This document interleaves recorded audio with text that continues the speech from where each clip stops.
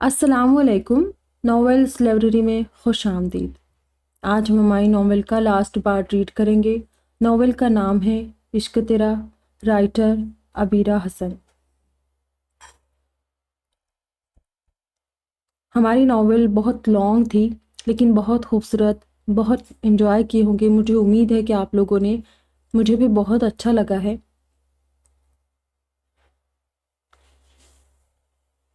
अब देखेंगे कि लास्ट पार्ट कैसा है। चलिए रीड करते हैं। वो फ्रेश होकर जब बाहर गया तो महरूसा नाश्ते की टेबल सेट करवा चुकी थी। वो तीनों भी अब जाग चुकी थी और आरफा उन्हें बाहर नाश्ते की टेबल पर ले आई। उस्मान अब तक सो रहा था। महरू, हम लोग मुराद हाउस जा रहे, उस्मान भी हमारे साथ चला जाएगा आज, सनम कुर्सी घसीट कर बैठती हुई बोली थी। सुबह उठते ही आदत के मुताबिक उसने रायका को अपने पहलू में टटोला था, मगर आज उसकी प्रिंसेस उसके पास नहीं थी, इसलिए उसका दिल बुरी तरह उदास हो रहा था। जबकि उसके लहजे की पुस्मर्दगी महरूसा ने अच्छी तरह महसूस कर ली थी। कोई ज़रूरत नहीं है यहाँ से जाने की, चुपचाप यहीं रहो तीनों। आदि की वजह से तुम्हारे शोहर लोग यहाँ वैसे भी नहीं आएंगे, तो बेफिक्र होकर यही रहो जब तक तुम्हारे दिमाग सेट नहीं हो जाते, महरूसा ने कतियत से कहा था। और अंदर आते आदि ने उसकी बात बखूबी सुन ली थी। एंजल, बिल्कुल ठीक करिए भाभी, आप लोग यहीं रहे। और उस्मान को भी मैं मना कर दूंगा कि कहीं जाने की ज़रूरत नहीं है। कल मैं पार्टी दे रहा हूँ एंजल और आयर्स के लिए, आप सब यही रहे। बल्कि आप लोग मेरे और एंजल के साथ शॉपिंग पर चले कल के लिए। और आरफा तुम भी चलो। आदि मास्टर चेयर पर आ बैठा था और खुद से पहले अपने पास बैठी महरूसा की प्लेट में चीज़ ऑमलेट डाला था और साथ ही दूध का गिलास भरकर उसकी प्लेट के पास रखा था। उसके बाद ये गिलास भी ख़त्म करना है। आदि की वार्निंग पर उसने घूर कर उसे देखा। बिल्कुल नहीं। महरूसा को दूध से कितनी चिढ़ थी, टेबल पर बैठा हर बंदा जानता था। नो ड्रामा एंजल, शराफत से इसे ख़त्म करे और आइस भी उठने वाला होगा। आरफा बेटा, नाश्ता करे और अपने छोटू को ले आए फटाफट। उसे भी नाश्ता करवा कर तैयार करते और फिर चलते हो के। आदि ने सबको ऑर्डर दिया। नहीं भाई, मेरा मूड नहीं हो रहा, आप लोग जाए। नाश्ते में अम्मा के साथ कर चुकी हूँ फजर के बाद ही, और छोटू ऐसे नहीं उठेगा। माही बीबी की तरह उसे झंझोड़ना पड़ेगा और मैं लाती हूँ उसे उठाकर। आरफा बोलती हुई आयस को लेने चली गई। फिर कुछ ही देर बाद आयस को लेकर अंदर चली आई थी। आयस को देखकर आयशा को अपना शरारती और गुस्सावर बेटा याद आया था। पता नहीं मेरा फुरकत क्या कर रहा होगा, आयशा बेसाख्ता सोचा। आदि ने जल्दी से उठकर अपने बेटे को आरफा से लिया, उसको चेंज वेंज करवाया। ये जनाब यूं ही उठकर आ गए। आदि ने बेटे के गाल चूमे थे। मैंने उसका डायपर चेंज कर दिया है भाई, और उसके गिनती के दांतों को ब्रश भी करवा दिया है। आप नाश्ता करवा सकते हैं, आरफा शरारत से बोली। देखा मेरी जान, खाला कैसे आपकी बेइज्जती कर रही है सबके सामने। चलो आज अपने पापा के हाथ से नाश्ता करो। आदि बोलता हुआ बॉयल एग तोड़कर आयस को खिलाने लगा। भाई ये तो सचमुच बिल्कुल आपके जैसा है, सफीन आयस को देखते हुए बोली, जो हूबहू आदि के जैसा था। हाँ भाभी, मेरा बेटा भी मुझसे मिलता है, बिल्कुल अपने हमान और हसाम की तरह। वो दोनों भी तो बिल्कुल हालिब जैसे हैं, आदि मुस्कुराता बोला था, जबकि बेटों के जिक्र पर सफीन की आंखें भर आई। हालांकि अभी उनसे दूर हुए बस एक ही रात हुई थी। उसने कल जोश में हालिब से कह तो दिया था कि उसके बेटे उसके पाँव की जंजीर नहीं है, मगर वो दोनों उसके दिल की धड़कन ज़रूर थे। महरूसा गौर से उन तीनों की उतरी शक्लें देख रही थी और उसने अपने पास बैठे आदि को भी कोहनी मारकर उन तीनों की तरफ मुतवज्जो किया। वो भी चौंक कर उन तीनों के उतरे चेहरे देखने लगा, जो खाक कम और सोच ज़्यादा रही थी। भाभी चले फिर तैयार हो जाए आप लोग, आरफा ने तो मना कर दिया। आदि ने उन तीनों को देखकर कहा, नहीं भाई आप लोग जाए, हमें फ़िलहाल रेस्ट करना है। सफ़ीन ने मना कर दिया और आयशा सनम ने भी उसकी तायद की। ठीक है भाभी, आप रेस्ट करें, हम लोग जल्दी आ जाएंगे। आदि ने उन तीनों की हालत देखकर इसरार करना मुनासिब नहीं समझा था और महरूसा भी खामोश हो गई थी। फिर वो लोग बेदिली से नाश्ता करके उठ खड़ी हुई और गिरनी के रूम में चली गई, जो इस वक्त इशराक के नवाफिल अदा कर रही थी। नाश्ते के बाद महरूसा आरफा के साथ आयस को तैयार करने के लिए गई थी और आदि भी अपना फ़ोन लेकर बाहर लॉन में चला गया। हेलो डैड, अस्सलाम वालेकुम, कैसे आप? मुझे आपसे एक बात करनी थी। एक्चुअली कल मैंने एंजल और आयस की वापसी की खुशी में अपने घर पर पार्टी रखी है। शाम 5 बजे आप और मम्मी मेरे घर आ जाइएगा। आदि ने नाश्ते के बाद बाहर आकर बाप को कॉल किया था। मगर आदि, तुम्हारी माँ महरूसा को अचानक सामने देखकर जो रिएक्ट करेगी वो तुम जानते हो, फिर क्या होगा? शरियार साहब ने अपना खदशा बयान किया। वो सब मैं देख लूँगा डैड, आप बस मॉम को ले आए कल शाम में। अब कब तक इस डर की वजह से मैं अपनी बीवी और बच्चे को सबसे छुपा कर रखूँगा? आदि ने बाप को भी अभी कुछ बताना मुनासिब नहीं समझा था। ओके बेटा, जैसे तुम्हारी मर्जी, हम कल आ जाएंगे। आदि की बात भी ठीक ही थी। आखिर वो कब तक महरूसा को सबसे छुपा कर रखता। फिर उसने बाप से एक दो और इधर उधर की बातें करके कॉल बंद कर दी। अब उसकी उंगलियां तेज़ी से कुछ दूसरे नंबर मिला रही थी। وہ محروسہ اور آیس کو لے کر سیدھا ہادی کے ہاسپٹل چلا آیا، مگر ہاسپٹل کے لیے نکلنے سے پہلے اس نے پہلے 3 جگہ بہت ضروری کالز کی۔ کچھ اداس چہروں پر ہنسی لانے کے لیے کرنا اشد ضروری تھا۔ ہاسپٹل پہنچتے وہ ہادی اور روحان کے پاس گیا، جو اسے ساتھ لیے ڈاکٹر قریشی کے پاس چل دیے۔ پھر اس نے محروسہ کو ڈاکٹر قریشی کو دکھایا، جنہوں نے اس کے سارے ٹیسٹ کرنے کے بعد 2 ہفتوں کے لیے کچھ میڈیسن یوز کرنے کے لیے دی۔ محروسہ کے بعد انہوں نے آئس کو بھی پیڈیٹریشن کو دکھایا تھا۔ ان سب کاموں سے نمٹتے ہوئے انہیں 2 گھنٹے لگ گئے تھے۔ اینجل، آج میں آپ کو اپنی پسند سے شاپنگ کرواؤں گا، اینڈ پلیز نو نخرا، عادی نے پہلے ہی اسے وارن کر دیا، جو اس کے سہارے چلتی ہوئی ہاسپٹل سے باہر نکل رہی تھی۔ عادی سیڑھیوں کی وجہ سے اسے سہارا دے کر گاڑی تک لایا اور احتیاط سے اسے فرنٹ سیٹ پر لا بٹھایا، ورنہ اس سے پہلے محروسہ ضد کر کے پچھلی سیٹ پر بیٹھی تھی، مگر اب عادی نے اسے موقع دیے بنا آئس کے ساتھ فرنٹ سیٹ پر بٹھایا تھا۔ اس کی ویل چیئر پیچھے ہی رکھی تھی۔ آئس بیٹا، مما کے ساتھ بہت عیش کیے ہیں، تمہارے پاپا نے اسی گاڑی میں، اور جانتے ہو تمہاری مما نے اسی گاڑی میں پہلی دفعہ تمہارے پاپا کو لوفر کا خطاب دیا تھا۔ عادی محظوظ سی مسکراہٹ لبوں پر سجاتے بولا، جبکہ اس کی بات سن کر محروسہ دل میں بری طرح حیران تھی، لیکن اس نے چہرے سے کچھ ظاہر نہیں ہونے دیا تھا۔ وہ غصے سے عادی کو گھورنے لگی۔ تم نے اسی لیے مجھے فرنٹ سیٹ پر لا کر بٹھایا تھا تاکہ بچے کے سامنے فضول بکواس کرو؟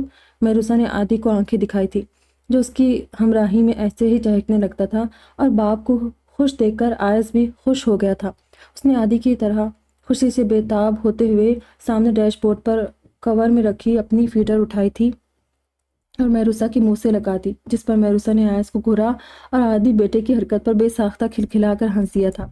واہ میرے شیر، واہ، واقعی مجھ پر پڑے ہو تم، ماں کو تپانے کا کوئی موقع نہیں چھوڑتے، اور اینجل میرا بیٹا ابھی اتنا سمجھدار نہیں ہوا جو آپ کی یا میری پیار بھری باتیں سن کر شرم سے پانی پانی ہو جائے۔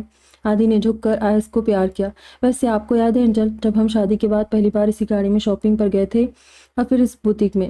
عادی نے بات ادھوری چھوڑ دی تھی اور محروسہ بری طرح تلملائی تھی۔ تم نہیں مانو گے، زیادہ بدتمیزی کرو گے نا تو ابھی اس چلتی گاڑی سے کود کر اپنی دوسری ٹانگ بھی توڑ لوں گی۔ محروسہ نے عادی کو ناک پھلاتے ہوئے دھمکایا تھا اور ایک چپت گود میں اچھلتے بیٹے کو بھی لگائی تھی، جو بلا وجہ باپ کی طرف شوخا ہو رہا تھا۔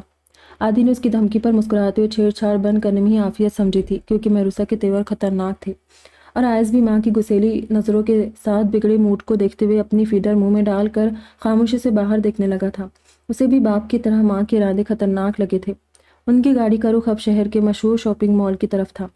وہ تینوں بچوں کو گھر لے تو آئے تھے، مگر اب بچوں کے ساتھ اپنے گھروں کی طرف بڑھتے سخت آزردہ تھے۔ کاش ہم نے اس وقت غصے میں عقل سے کام لیا ہوتا تو آج یہ دن نہ دیکھنا پڑتا۔ پتہ نہیں وہ لوگ کب ہمیں معاف کریں گی۔ اور عادی تو بہت زیادہ غصہ ہو گیا ہم تینوں سے، لیکن وہ بھی اپنی جگہ بالکل ٹھیک ہے۔ ہماری وجہ سے وہ 2 سال بھابھی سے دور رہا۔ اگر ہم اس دن محروسہ بھابھی کی بات سن لیتے تو آج بھابھی اور عادی کے ساتھ ہوتے،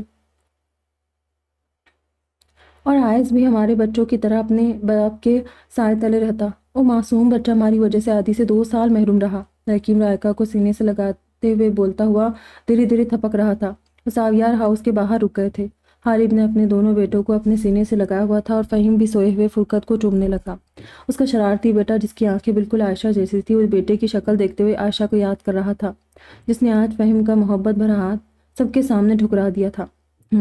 غلطی میری ہے یار، بھابھی نے صفین کو فون کیا تھا ہیلپ کے لیے، اور ان کی بدنصیبی تھی کہ فون میں نے اٹھا لیا اور اپنے ساتھ ساتھ تم دونوں کو بھی اپنے ساتھ شامل کر کے عادی کا گنہگار بنا ڈالا۔ صفین ٹھیک کہتی، میرے غصے نے میری شخصیت کو بگاڑ دیا ہے۔ کاش جو بات اب میں سمجھاؤں وہ پہلے سمجھ لیتا تو یہ سب نہ ہوتا۔ غالب نے ضبط سے آنکھیں موند لی تھی۔ یہ اس کی بدعمالیوں کی سزا نہیں تو اور کیا تھی کہ اس کو جان سے زیادہ چاہنے والی لڑکی وہ اس کے لیے اسی غصے کے ہاتھوں دوسری بار بری طرح ٹوٹ چکی تھی۔ وہ غالب کے سامنے بھلے ہی غصے کا اظہار کرتی تھی، مگر اسے دل و جان سے چاہتی بھی تھی۔ اس کی منمانیاں، اس کی ضدیں ہنس کر برداشت کر جاتی تھی۔ اس کے غصے سے اتنا ڈرتی تھی کہ اس کی ایک دھاڑ پر ڈر سے اچھل جاتی تھی۔ اس کی ڈری سہمی سے صفین آج اس کے عمل سے اتنی دل برداشتہ ہوئی تھی کہ اس نے سب کے سامنے غالب کے منہ پر تھپڑ مار دیا۔ اپنی ذات پر کیا گیا اتنا بڑا ظلم خاموشی سے برداشت کر گئی، مگر آج شوہر کے ہاتھوں بہن کے ساتھ کی گئی زیادتی پر وہ تڑپ اٹھی تھی، اور آج واقعی غالب اس کی نظروں سے بری طرح گر گیا تھا۔ ایسا مت کہے، شاید تیری جگہ میں ہوتا تو میں بھی یہی کرتا۔ تیری غلطی نہیں ہے، غلطی ان سارے حالات کی ہے جنہوں نے ہمیں اس موڑ پر لا کھڑا کیا۔ بہرحال چھوڑو اب ان باتوں کو، چلتے ہیں سونے۔ بچے بھی پریشان ہو رہے، دعا کرو کہ رات کو یہ سکون سے سوتے رہے، بیچ میں اٹھے نہیں اپنی ماؤں کے لیے، ورنہ میرے بیٹے کے ساتھ میرے تعلقات تو تم جانتے ہی ہو، ذرا سی بات پر اتنا وائلڈ ہو جاتا ہے کہ میرا سر کھولنے سے بھی گریز نہیں کرتا، جو ہتھیار ہاتھ لگتا ہے حملہ کر دیتا ہے اسی سے۔ عائشہ ہی ہنڈر کرتی ہے اس کی آفت کی پڑیوں کو۔ فہیم نے اپنی گود میں بے چین ہوتے فرقت کو محبت سے دیکھا تھا۔ اس کی بات پر وہ دونوں بھی مسکراتے ہوئے اپنے اپنے گھروں کی طرف بڑھ گئے۔ شاپنگ سے فارغ ہوتے ہی ان دونوں نے لنچ بھی باہر ہی کیا۔ آج بہت وقت بعد مہروسہ نے اتنا اچھا اور بھرپور وقت گزارا تھا۔ ملتان میں تو وہ اپنے ڈر کی وجہ سے مہینوں باہر ہی نہیں نکلتی تھی۔ اسے ڈر لگتا تھا کہ کہیں رضوان یا مہوش کے لوگ اسے ڈھونڈتے نہ پھر رہے ہو۔ اسی لیے معذوری کے علاوہ اس شدید ڈر نے بھی اسے بالکل گھر کی دنیا تک محدود کر دیا تھا۔ باہر دنیا سے اس کا تعلق جیسے ٹوٹ کر رہ گیا تھا۔ آج وہ اپنے شوہر کی ہمراہی میں بہت اچھا وقت باہر گزار کر آئی تھی، جس پر وہ دل سے خوش تھی۔ اور پھر گھر میں داخل ہوتے ہی اسے خوشی کا ایک زوردار جھٹکا لگا۔ لاؤنج میں فاطمہ، شاہ، رائحہ اور زینب کے ساتھ حور مہنور بھی موجود تھی۔ ساتھ ہی صنم، صفین اور عائشہ نے اپنے اپنے بچوں کو اپنی گود میں لیا ہوا تھا، جو اپنی دادیوں کے ساتھ یہاں آئے تھے اور اب خوشی خوشی اپنی ماؤں کی گود میں چڑھے بیٹھے تھے۔ مہروسہ کو عادی کے ساتھ ویل چیئر پر آتا دیکھ کر رائحہ، فاطمہ اور زینب شدید حیران ہوئی۔ مہروسہ بیٹا، تم کہاں تھی تم اتنے وقت سے، اور یہ ویل چیئر پر کیوں بیٹھی ہو؟ اور یہ بچہ کیا تمہارا بیٹا ہے؟ فاطمہ مہروسہ کو دیکھ کر حیرت سے بے ساختہ آگے بڑھی، جو اپنی گود میں آیس کو لیے بیٹھی تھی، جبکہ زینب اور رائحہ بھی اپنی جگہوں سے اٹھ کھڑی ہوئی۔ چچی جان، یہ میرا بیٹا اور آپ کا پوتا ہے آیس، مہروسہ مسکرا کر بولی تھی، جبکہ اس کی بات سن کر زینب اور رائحہ جلدی سے آگے بڑھی تھی۔ ہو بہو عادی کی شکل کا وہ بچہ ان تینوں کو ورتے حیرت میں ڈال گیا تھا۔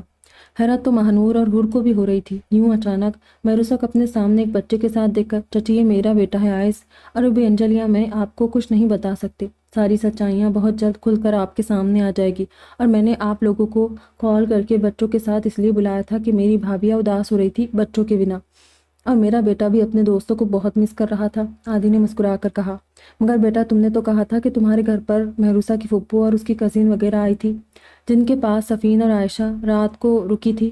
مہروسہ کو بتایا نہیں تم نے؟ رائحہ اب بھی شدید حیران تھی۔ ہاں بڑی ماما، میں ابھی آپ لوگوں کو بتانا نہیں چاہتا، مگر اینجل کے پاس ہی یہ لوگ رات کو رکی تھی اور بچوں کے بنا اداس ہو رہی تھی، تو میں نے آپ سے بچوں کو لانے کا کہہ دیا، کیونکہ آج بھی اینجل کے پاس رکے گی، اور ان تینوں گدھوں کی فکر مت کریں، ان سے میں بات کر چکا ہوں۔ اینڈ ون مور تھنگ، کل آپ پارٹی میں ضرور آئیں۔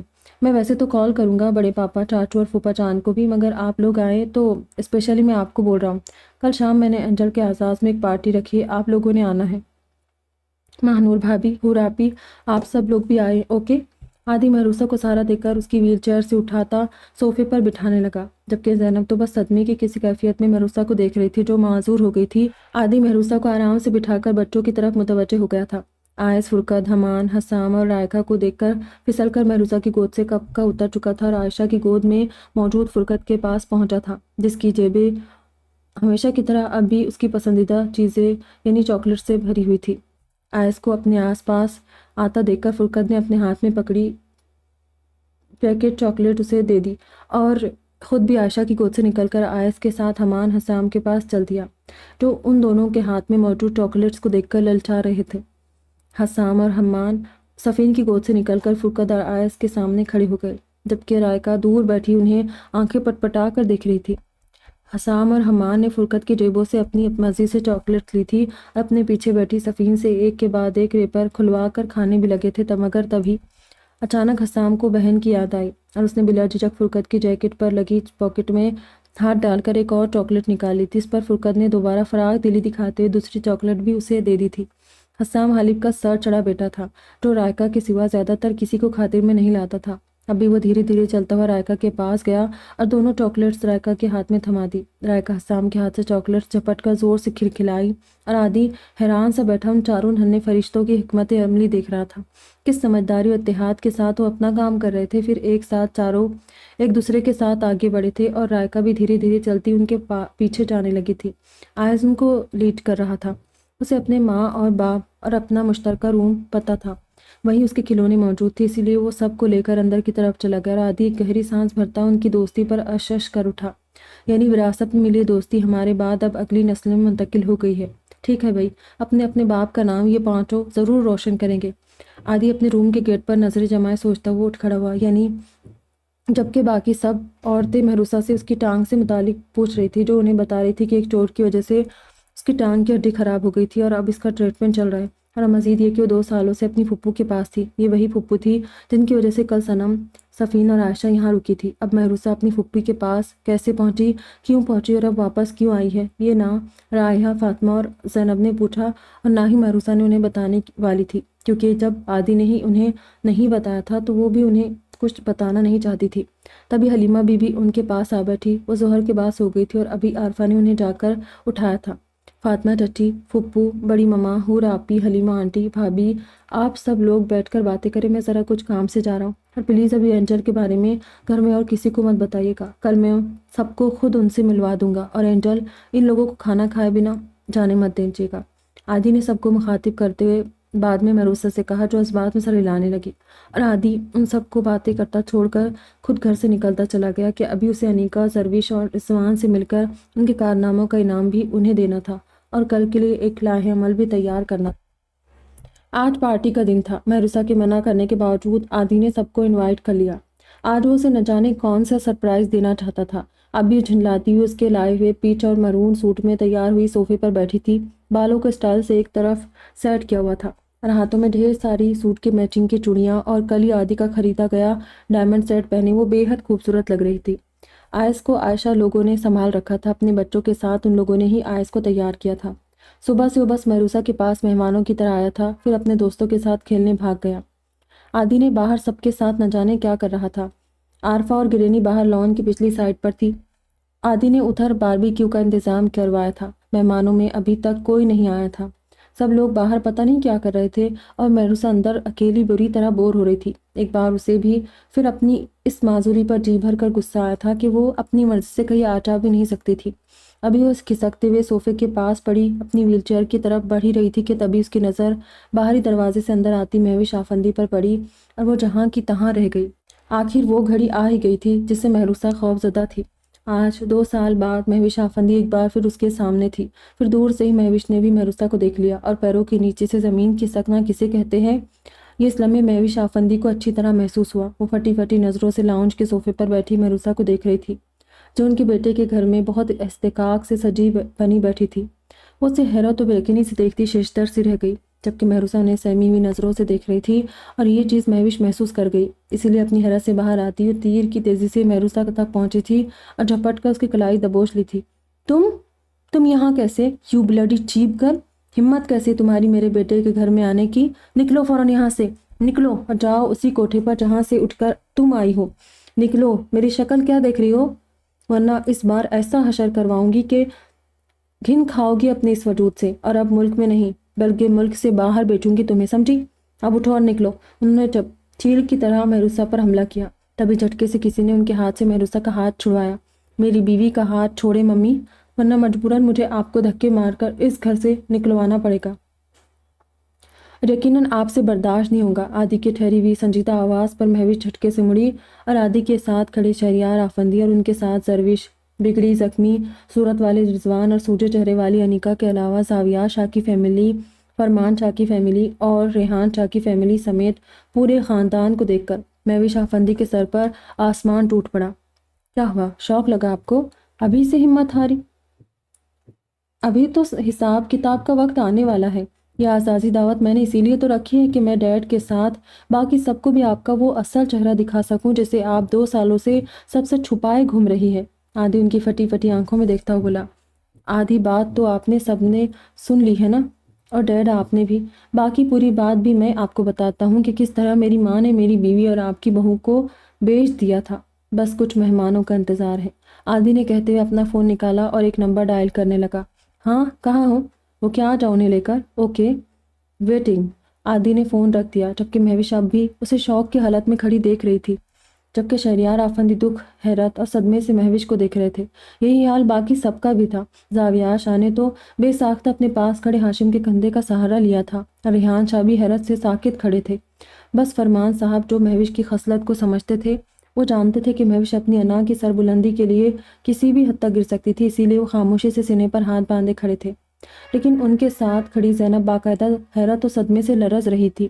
حالف، فہیم، رکیم بھی بن بلائے خود ہی چلے آئے تھے، اور اب ایک طرف صوفے پر سر جھکائے بیٹھے تھے۔ تبھی باہر کسی گاڑی کا ہارن بجا تھا، اور کچھ ہی دیر میں عثمان کے ساتھ زید مراد، زہیب مراد، حالہ، سنان اور لائبہ اندر چلے آئے۔ عادی ان لوگوں کے خیر مقدم کے لیے آگے بڑھا اور انہیں ساتھ لیے مہروسہ کے پاس چلایا۔ پوری مراد فیملی مہروسہ کو 2 سال بعد دیکھ کر خوشی سے پاگل ہو اٹھی تھی۔ وہ سب فردن فردن مہروسہ سے مل رہے تھے، جو خود بھی بری طرح روتے ہوئے حالہ زید، زوہب اور سنان کے گلے لگ رہی تھی۔ ڈیڈ، یہ دیکھ رہے ہیں آپ میری بیوی کو 2 سال بعد اپنے ماں باپ کو دیکھنا نصیب ہوا ہے۔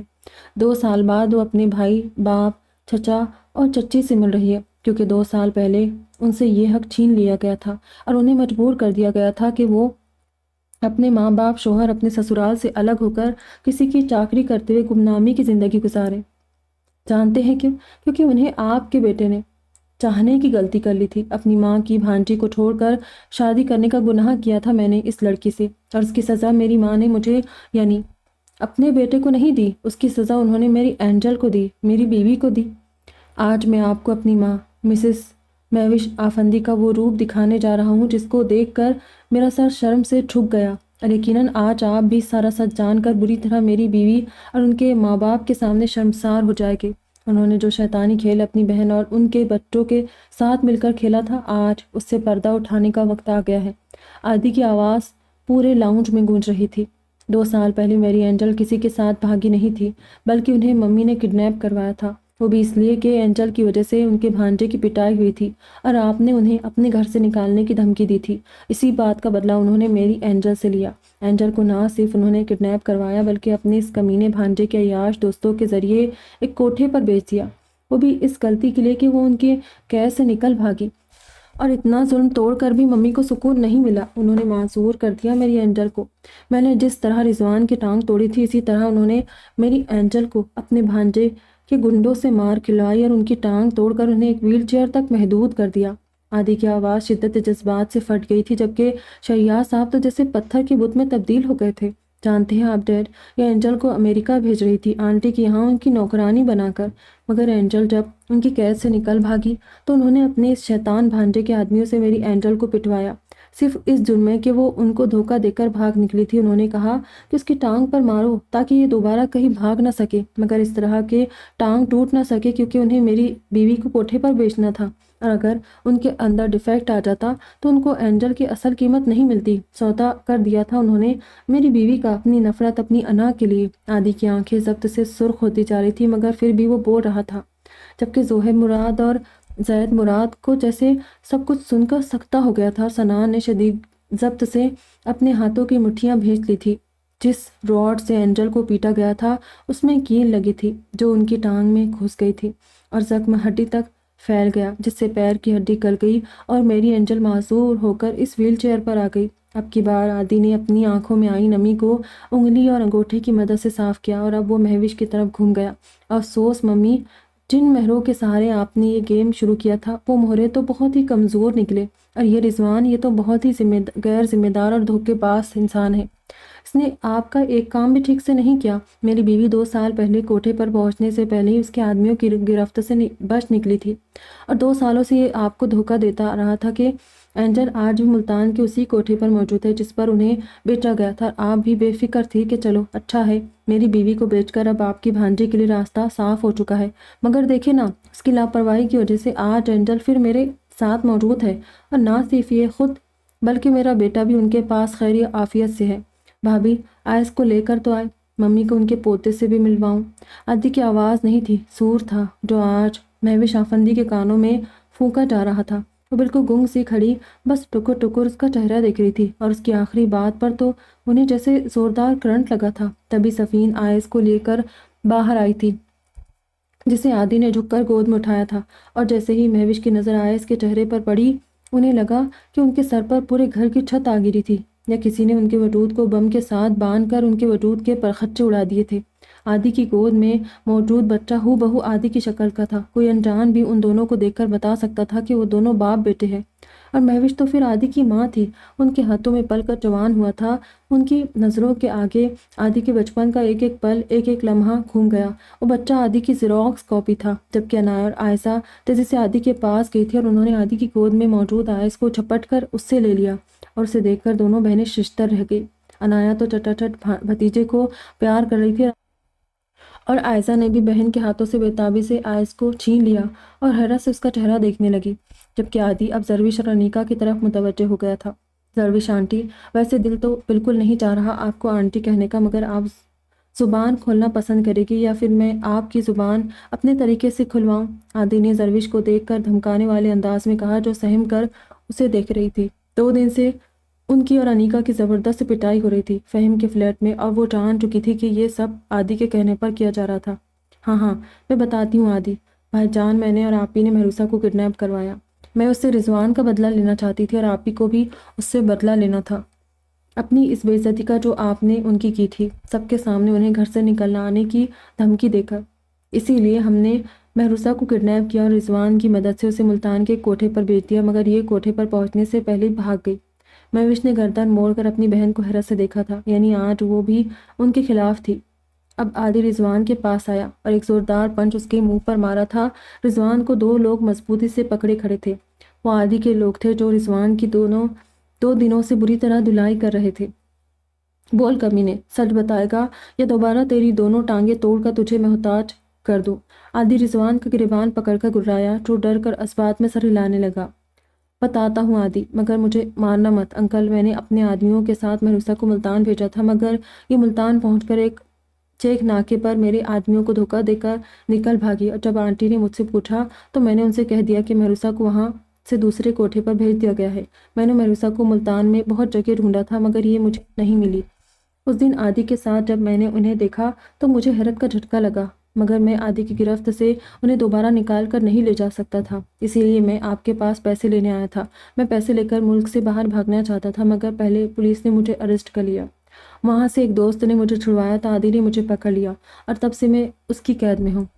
رضوان کے خاموش ہوتے ہی سنان آگے بڑھا اور زوردار تھپڑ رضوان کے منہ پر مارا۔ ایک بہن کا بھائی ہوتے ہوئے بھی اتنی نیچ حرکت کی تو نے؟ کوئی اگر تیری بہن کے ساتھ یہ سب کرتا تو کیا کرتا تو؟ سنان نے رضوان کا گریبان پکڑ لیا تھا۔ اس کے جیسے بے غیرت لوگوں کو اس بات سے کوئی فرق نہیں پڑتا سنان، کیونکہ یہ اتنا گر چکا ہے کہ اسے پتا ہے کہ اس کی بہن نے آلریڈی ایک خفیہ نکاح کیا ہوا ہے۔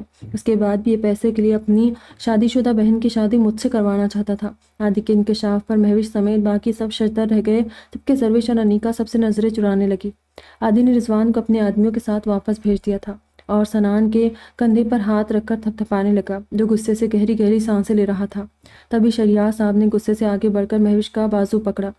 کیا یہ سب سچ ہے مہوش بیگم؟ انہوں نے گرجتے ہوئے بیوی سے پوچھا تھا۔ وہ شیری میں بولتے بولتے مہوش کی زبان لڑکھڑا گئی تھی۔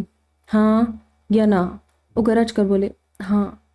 چٹاخ چٹاخ۔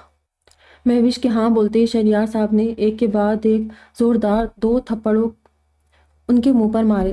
تھپڑ پڑتے ہی مہوش زور سے پیچھے گری تھی اور حیرت سے اپنے گال پر ہاتھ رکھے شوہر کو دیکھنے لگی۔ ذلیل عورت، میں بہت پہلے سے جانتا تھا کہ تم ایک حاسد، شر پسند اور مغرور فطرت کی عورت ہو، مگر یہ نہیں جانتا تھا کہ تم اتنی نیچ اور گری ہوئی بھی ہو سکتی ہو۔ مجھے آج سمجھ آیا کہ میری ماما کیوں مرتے دم تک تم سے خوش نہیں تھی، کیونکہ وہ تمہاری فطرت کو بہت اچھی طرح پہچان چکی تھی اور جان چکی تھی کہ تم کبھی کسی کے ساتھ اچھا کر ہی نہیں سکتی۔ بس میں ہی اندھا تھا جو تمہیں پہچان نہ سکا۔ میں سمجھتا تھا کہ لاکھ تم اپنی ذات کے غرور میں مبتلا ہو، مگر پھر بھی تھوڑی بہت انسانیت تو تمہارے اندر موجود ہوگی، مگر نہیں، میں غلط تھا۔ تم تو وہ ناگن بن چکی ہو جو بھوک لگنے پر اپنے ہی بچوں کو کھا جاتی ہے۔ تم بھی اپنے بیٹے کو کھانے والی ایسی ہی ناگن ہو۔ اس بچی کے ساتھ اتنا برا کرتے ہوئے تمہارا کلیجہ نہ کانپا؟ ایک بار نہیں سوچا کہ تم بھی 2 بیٹیوں کی ماں ہو؟ جو کچھ تم اپنی بہو کے ساتھ کر چکی ہو، اگر یہی سب تمہاری بیٹیوں کے ساتھ کوئی کرتا تو ڈر نہیں لگا تمہیں اللہ کے غضب سے کہ کہیں تمہارے بدعمالیوں کی سزا میری بچیوں کو نہ مل جائے؟ مگر تمہیں ڈر لگتا بھی کیوں؟ تم جانتی تھی کہ میری بیٹیاں میرے بھائیوں کے گھر میں خوش و خرم زندگی گزار رہی ہے، ہماری آنکھوں کے سامنے موجود ہے، اسی لیے تم ان کی طرف سے بے فکر تھی۔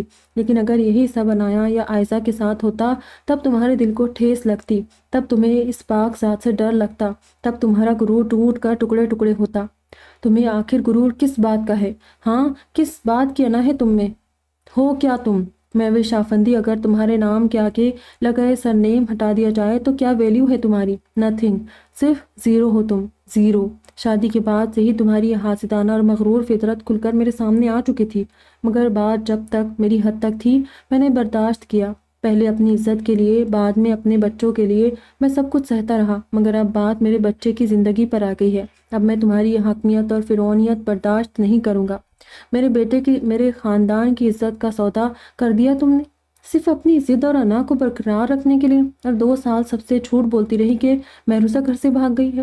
سازش تم نے کی اور گنہگار میری بہو کو ٹھہرا دیا، معذور کر دیا تم نے اسے۔ مہوش بیگم، بہت بڑا گناہ کیا ہے تم نے یہ، اور اس کی سزا میں تمہیں دوں گا اپنی زندگی سے نکال کر۔ میں شہریار آفندی بقائمی ہوش و حواس تمہیں طلاق دیتا ہوں۔ شہریار صاحب نے ایک بار بولا تھا، تبھی مہوش کے ساتھ انایا کی بھی زوردار چیخ گونجی تھی۔ اس نے لپک کر باپ کے منہ پر ہاتھ رکھا تھا اور نفی میں سر ہلایا، جبکہ زاویہ شاہ، ریحان شاہ اور فرمان نے بھی شہریار صاحب کے کندھے پر ہاتھ رکھا تھا۔ نہیں شہریار، چپ ہو جا، زاویہ شاہ نے نفی میں سر ہلایا۔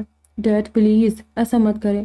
عائزہ ڈمی روتے ہوئے باپ کے سامنے ہاتھ جوڑ دیے، مگر شہریار صاحب اس وقت کسی کی سننے کے موڈ میں نہیں تھے۔ تبھی عادی بھی دھیرے دھیرے چلتا مہروسہ کے پاس آ کھڑا ہوا، اور مہروسہ جو اس پورے عرصے سر جھکائے زہیب مراد کے گلے لگی بیٹھی تھی، اس نے سر اٹھا کر عادی کو دیکھا تھا اور اپنا ہاتھ عادی کے ہاتھ میں دے کر اٹھنے کا اشارہ دیا۔ عادی نے اپنا ہاتھ اس کے سامنے پھیلایا، اس کا ہاتھ تھام کر اٹھ کھڑی ہوئی اور دھیرے دھیرے چلتی شہریار صاحب کے سامنے جا کھڑی ہے۔ ڈیڈی جی، آپ بھی وہی غلطی کرنے جا رہے جو انہوں نے کی تھی، غصے میں ایک غلط فیصلہ لے رہے ہیں، معاف کر دے انہیں۔ مہروسہ کی بات سن کر شہریار صاحب نے اسے دیکھا، اور سامنے ایک کونے میں شرمسار سی کھڑی مہوش بھی اسے دیکھنے لگی۔ بہت بڑا ظرف ہے تمہارا بیٹا، مگر اس عورت پر رحم مت کرو، یہ اس قابل نہیں ہے۔ شہریار صاحب نے غصے سے مہوش کو دیکھا، جو اس وقت پورے خاندان کے علاوہ اپنے بچوں اور شوہر کے ہوتے ہوئے بھی بالکل اکیلی ایک طرف کونے میں کھڑی آنسو بہا رہی تھی۔ پلیز ڈیڈ جی، برائی کو برائی سے نہیں مارا جاتا، اچھائی سے اسے ختم کیا جاتا ہے، اپنے دل کو بڑا کرنا پڑتا ہے۔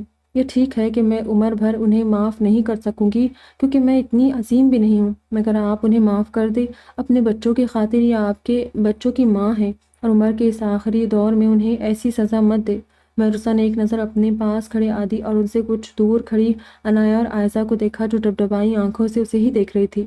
دیکھا تم نے، کم ظرف عورت، جس لڑکی پر تم نے ظلم ڈھانے کی انتہا کر دی، آج وہی تمہاری ڈھال بن کر میرے سامنے آ کھڑی ہوئی ہے۔ تم اس لائق تو نہیں ہو، مگر میں تمہاری عمر کا لحاظ کرتے ہوئے تمہیں طلاق نہیں دوں گا، مگر ہاں، آج سے تم میرے گھر میں بھی نہیں رہو گی۔ میرے بچوں اور مجھ سے آج سے تمہارا کوئی لینا دینا نہیں ہوگا۔ آج سے تم اپنی بہن بھانجے اور بھانجی کے ساتھ سکون سے رہو، کیونکہ ہمیشہ سے مجھ سے اور میرے بچوں سے زیادہ تمہاری زندگی میں یہی لوگ ضروری رہے ہیں، اس لیے اب اپنی باقی ماندہ زندگی تم انہی لوگوں کے ساتھ گزارو۔ شہریار صاحب قطعیت سے کہتے باہر جانے لگے تھے، تبھی مہروسہ نے ان کا ہاتھ پکڑ کر روک لیا۔ ڈیڈ جی پلیز، میں نے آج تک آپ سے کچھ نہیں مانگا، آج میں پہلی بار آپ سے کچھ مانگ رہی ہوں۔ مجھے پتا ہے کہ شریک سفر کے بنا زندگی کا یہ لمبا سفر اکیلے طے کرنا بہت مشکل ہوتا ہے۔ میں نے بچپن سے اپنے ڈیڈی کی اکیلی ویران زندگی کو دیکھا ہے، اکیلے پن کے اس عذاب کو میں بہت اچھی طرح جانتی ہوں۔ میں خود بھی اس کرب سے گزر چکی ہوں، اس لیے اس اذیت کو بہت اچھی طرح جانتی ہوں، اور میں نہیں چاہتی میری وجہ سے آپ اس عمر میں اپنی زندگی کو تنہا کر لے۔ میں دوبارہ یہاں رشتے توڑنے نہیں آئی تھی، اپنا فیصلہ میں نے خدا پر چھوڑ دیا تھا، اور اللہ نے مجھے مایوس نہیں کیا۔ میرے دامن پر لگا بدنامی کا داغ آج میرے شوہر نے سب کے سامنے مٹا ڈالا۔ اس سے زیادہ مجھے اور کچھ نہیں چاہیے۔ اپنے بیٹے کی وجہ سے میں آپ سب کے، اپنے ماما پاپا ڈیڈ، اپنے بھائی بہنوں کے پاس واپس آ گئی۔ اس سے زیادہ مجھے اور کچھ نہیں چاہیے۔ مجھے کسی کو سزا نہیں دینی، کسی کو کسی سے الگ نہیں کرنا، وہ چاہے آپ لوگ ہو یا غالب بھائی، رکیم بھائی اور فہیم بھائی، جو کل سے اپنی بیویوں کی ناراضگی سہ رہے ہیں۔ مہروسہ کی بات پر زاویہ شاہ، جو غور سے اس کی بات سن رہے تھے، اچانک چونک گئے۔ ریحان شاہ اور فرمان صاحب بھی حیرت سے اسے دیکھنے لگے، جبکہ غالب فہیم رکیم کے سر مزید جھک گئے۔ یہ کیا کہہ رہی ہو بیٹا؟ کون سی ناراضگی؟ کیا ہوا؟ کیا ان لوگوں کا جھگڑا ہوا ہے؟ ریحان شاہ نے حیرت سے مہروسہ سے پوچھا تھا، جس کے چہرے پر تکلیف کے آثار دیکھ کر عادی نے جلدی سے روحان کو آواز دے کر چیئر مانگی تھی، جو چیئر کے پاس ہی کھڑا تھا۔ روحان جلدی سے چیئر کھینچ کر مہروسہ کے پاس لے آیا، اور عادی نے احتیاط سے اسے چیئر پر بٹھا دیا۔ مہروسہ ایک نظر غالب، رکیم اور فہیم کے جھکے سر پر ڈال کر ریحان شاہ کی طرف متوجہ ہو گئی۔ چاچو، میں 2 سال پہلے ملتان پہنچی تھی، مگر میری قسمت اور میری مما پاپا ڈیڈ کے ساتھ آپ سب کی دعائیں میرے ساتھ تھی، اس لیے میں کسی غلط جگہ پہنچنے سے پہلے ہی راستے سے بھاگ نکلی تھی۔ گرینی میرے پھپھو ہیں، وہ یہیں پاکستان میں ہمارے ساتھ مراد ہاؤس میں رہتی تھی، انہوں نے ہمیں پالا بھی ہے، لیکن ہماری شادی سے پہلے وہ ملتان اپنے شوہر کے گھر شفٹ ہو گئی تھی۔ میں جب ان لوگوں سے بچ کر بھاگی تو اسی دن گرینی سے جا ٹکرائی، اور تب سے میں ان کے ساتھ ہی ملتان میں رہ رہی تھی۔ آئس بھی وہیں پیدا ہوا۔ آئس کا پتہ چلتے ہی میں نے عادی سے کانٹیکٹ کرنا چاہا، ان کا پرانا نمبر بند تھا۔ پھر میں نے آفندی انڈسٹریز کال کیا، مگر تب بھی میری بات عادی سے نہیں کروائی گئی۔ میرا مسئلہ یہ ہے کہ مجھے نمبرز یاد نہیں ہوتے۔ عادی کے سوا مجھے بس سفین کا نمبر یاد تھا، اسی لیے سب طرف سے ناکام ہو کر میں نے سفین کو کال کیا۔ غالب بھائی نے میری کال پک کی تھی، اور جب میں نے ان سب کو سچ بتانا چاہا تو انہوں نے میری بات نہیں سنی اور نہ ہی عادی سے میری بات کروائی۔ پھر فہیم اور حکیم بھائی کو بھی اپنے ساتھ کال پر شامل کر لیا، اور ان تینوں نے مل کر مجھے دھمکی دی کہ میں نے دوبارہ عادی کی زندگی میں واپسی کی کوشش کی یا اپنے ماں باپ بہنوں کے سوا کسی اور سے بھی کانٹیکٹ کرنے کی کوشش کی تو یہ تینوں میری بہنوں کو ہمیشہ کے لیے چھوڑ دیں گے۔ مہروسہ کی بات پر زینب نے دونوں ہاتھ سینے پر رکھے۔ فاطمہ کا منہ حیرت سے کھل گیا اور رائحہ نے اپنا سر دونوں ہاتھوں میں تھام لیا، جبکہ ان کے والد صاحبان کے سوا شہریار صاحب بھی حیرت اور غصے سے ان تینوں گدھوں کو گھور رہے تھے۔ عادی کو بھی ایک بار پھر ان تینوں پر طیش آیا تھا۔ یہ لوگ اس وقت شدید غصے میں تھے کیونکہ یہ حقیقت نہیں جانتے تھے، اسی لیے مجھے بھی ان تینوں سے کوئی شکایت نہیں۔ انہوں نے جو کیا اپنے دوست کی محبت میں کیا، اس لیے آپ سب بھی انہیں معاف کر دے، اور سفین، صنم، عائشہ، تم لوگ بھی ان کو معاف کر دو۔ مہروسہ بولتے بولتے چپ ہو گئی، جبکہ ان تینوں کے والد صاحبان کے ساتھ اب والدہ صاحبہ بھی ان تینوں کے جھکے سروں کو شرربار نظروں سے دیکھ رہی تھی۔ اتنی جلدی بھی کیا ہے میرے بچے؟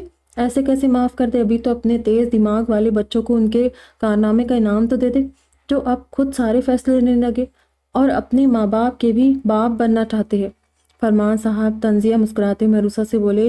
پھر تینوں والد صاحبان نے ایک دوسرے کو دیکھ کر آنکھوں میں اشارہ کیا، اور زاویار صاحب گلا کھنکارتے ہوئے ان تینوں کے سامنے آ کھڑے ہوئے۔ ہاں تو پتر جی، پہلے تو آپ تینوں گدھے کھڑے ہو جائے، اور سفین، صنم، عائشہ بیٹا ادھر آئے آپ لوگ۔ زاویار شاہ نے آواز دے کر ان تینوں کو بلایا، جو اپنے باپ کے پاس خاموشی سے کھڑی تھی۔ زاویار شاہ کی آواز پر ان کے پاس چلی آئی۔ بیٹا جی، اگر آپ تینوں کے لیے ہم لوگوں نے کوئی فیصلہ لیے تو کیا آپ قبول کرے گی اسے؟ زاویار شاہ نے ان تینوں سے پوچھا۔ جی ڈیڈ، بالکل، سفین نے کہا، اور عائشہ صنم نے بھی اس بات میں سر ہلایا۔ تو ٹھیک ہے، پھر آپ ان تینوں کو چھوڑ کر بچوں سمیت اپنے ماں باپ کے ساتھ جرمنی جا رہی ہیں۔ زاویار شاہ نے ان تینوں گدھوں کے سر پر جیسے دھماکہ کیا۔ زاویار شاہ کی بات سن کر جھٹکے سے سر اٹھا کر انہیں دیکھنے لگے تھے۔ زاویار شاہ کی بات پر حیران تو وہ تینوں بھی ہو گئی، مگر فہیم، رکیم اور غالب تو جیسے گم ہو چکے تھے۔ انہوں نے کل سے پہلے تک بھی کبھی ایک دن کے لیے اپنی بیویوں کو خود سے دور جانے نہیں دیا تھا، اور اب زاویار شاہ یہ کہہ رہے تھے وہ ان کے بیوی بچوں کو اتنی دور بھیجنا چاہ رہے تھے۔ نہیں ڈیڈ، آپ ایسا نہیں کر سکتے۔ سب سے پہلے غالب تڑپ کر بولا، ماموں جان آپ بھی ہمیں سزا دیں گے معاف کرنے کے بجائے؟ فہیم بھی شاکی ہوا، بڑے پاپا میں پرنسس کے بنا کیسے رہوں گا؟ رکیم نے بے ساختہ اپنے سامنے کھڑی اپنی بڑی پرنسس کو حسرت سے دیکھا تھا۔ ان تینوں کی پرزور احتجاج پر فرمان درانی، ریحان شاہ اور زاویار شاہ نے ان تینوں کو گھور کر دیکھا، اور شہریار صاحب گلا کھنکار کر آگے آئے۔ اب انہیں ان تینوں مجرموں کی وکالت بھی کرنی تھی۔ وہ زاویار ایسا ہے کہ بچے ہو گئی غلطی، ان سے بڑے بڑے مجرم جب دندناتے ہوئے گھوم سکتے ہیں تو یہ تو پھر بھی دوست کی محبت میں مارے گئے۔ شہریار صاحب نے مہوش پر ایک نظر ڈال کر طنز کیا، جو اب بھی سر جھکائے فرش کو گھور رہی تھی۔ یہ ان کی بدعمالیوں کی بہترین سزا تھی کہ سب کے ہوتے بھی وہ اس وقت اکیلی تنہا شرمسار کھڑی تھی۔ نہ ان کے بیٹے نے پلٹ کر انہیں دیکھا تھا، نہ بیٹیاں ان کے آنسو پوچھنے ان کے پاس پٹکی تھی، اور شوہر کی نظر میں تو وہ اب مرتے دم تک نہیں اٹھ سکتی تھی۔ بالکل نہیں، ان کی وکالت مت کرنا شیری، بہت دماغ چلتے ہیں نا ان سب کے۔ میں نے جو کہہ دیا سو کہہ دیا۔ ابھی تو میرا ارادہ بس 2 مہینے کے لیے انہیں سزا دینے کا ہے، لیکن ان تینوں نے اگر زیادہ چون چرا کی تو پورے سال کے لیے بھیج دوں گا ان کے بیوی بچوں کو، اور اس بار میں کسی کی نہیں سنوں گا۔ غور سے سن لو تم تینوں، اگر تم نے ایک بھی لفظ منہ سے نکالا اب تو یاد رکھنا پورا سال۔ زاویار شاہ نے ان تینوں کو انگلی اٹھا کر دھمکایا۔ فرمان صاحب اور ریحان شاہ سکون سے سینے پر ہاتھ باندھے ان تینوں کے اترے چہرے دیکھ رہے تھے۔ بالکل ٹھیک کہا آپ نے شاہ جی، اچھا ہے، بالکل ٹھیک کر رہے آپ، بلکہ میں تو کہتی ہوں 6 مہینے کے لیے الگ کرے ان کے بیوی بچوں کو ان سے، تاکہ انہیں اچھی طرح سمجھ میں آئے کہ یہ مہروسہ اور عادی کے ساتھ کتنا ظالمانہ سلوک کر چکے ہیں۔ رائحہ نے غصے سے کہا۔ فاطمہ اور زینب نے بھی ان کی تائید کی۔ مما، پھپھو، چچی، آپ سب بھی؟ غالب نے بے یقینی سے انہیں دیکھا۔ ہاں بیٹا جی، آج تم نے ہمارا دل بہت بری طرح سے دکھایا ہے، زینب نے ان تینوں کو گھورتے ہوئے کہا، اور وہ ایک ناراض نظر بیویوں پر ڈال کر پیر پٹکتے ہوئے باہر نکل گئے، جبکہ اپنا فیصلہ سنا کر زاویار شاہ، صنم، عائشہ، سفین اور شہریار صاحب کو اپنے ساتھ لے کر زید مراد اور خالہ کے پاس گئے تھے۔ فرمان درانی، زینب، رائحہ شاہ، ریحان شاہ اور فاطمہ شاہ بھی ان کے ساتھ زہیب مراد کے سامنے جا کھڑے ہوئے۔ صہیب، زید، ہمیں معاف کر دو یار، میری بیوی کی فرعونیت نے ہمارے بچی کو بہت اذیت دی۔ مہوش کے گناہوں کے سامنے معافی تو بہت چھوٹی چیز ہے، مگر ہو سکے تو مہروسہ بیٹی کی طرح آپ لوگ بھی ہمیں معاف کر دیں۔ شہریار صاحب نے زہیب اور زید مراد کے سامنے ہاتھ جوڑ کر معافی مانگی، مگر زید مراد نے فوراً ان کے ہاتھ کھول کر نفی میں سر ہلایا۔ نہیں بھائی جان، معافی مت مانگے، آپ کا کیا قصور؟ بس ایک شکایت ہے ہمیں، اگر مہوش بھابھی جان کو اس شادی پر اعتراض تھا تو آپ ہم سے کہتے، ان کی مرضی کے بنا ہم کبھی بھی مہروسہ عادی کی شادی نہیں کرتے۔ زید مراد نے ایک نظر سامنے بیٹھی مہروسہ کو دیکھا تھا، جو عائزہ اور عنایہ سے باتیں کر رہی تھی، اور اس کی چیئر کے ساتھ والی چیئر پر بیٹھا عادی محبت پاش نظروں سے اسے دیکھ رہا تھا۔ ایسا مت کہو زید، عادی مہروسہ کے بنا نہیں رہ سکتا تھا، نہ تب نہ بعد میں۔ ان 2 سالوں میں مہروسہ کے بنا کیا حالت ہوئی ہے اس کی یہ میں ہی جانتا ہوں۔ اپنی آنکھوں کے سامنے پل پل مرتے دیکھا ہے میں نے اپنے بچے کو۔ مہروسہ سے بچھڑ کر ہنسنا مسکرانا تک بھول چکا تھا وہ۔ آج 2 سال بعد دوبارہ وہ مسکرانا سیکھا ہے۔ افسوس کہ اس کی ناقابت اندیش ماں سب کچھ دیکھتے ہوئے بھی اندھی بنی رہی۔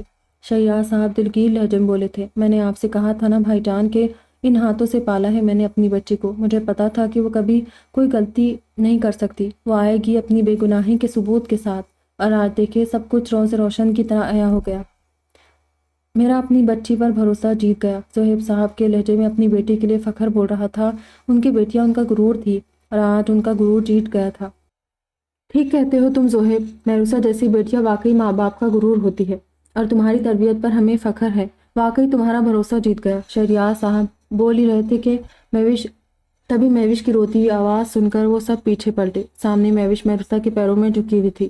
مجھے معاف کر دو مہروسہ، پلیز مجھے معاف کر دو، میں واقعی اندھی ہو گئی تھی اپنی ضد، گھمنڈ اور انا کے آگے۔ میں نے اپنے بیٹے کی خوشیوں کو بھی نظر انداز کر دیا، اسے اتنی تکلیف پہنچائی، اپنی آنکھوں کے سامنے اسے تڑپتا ہوا دیکھتی رہی۔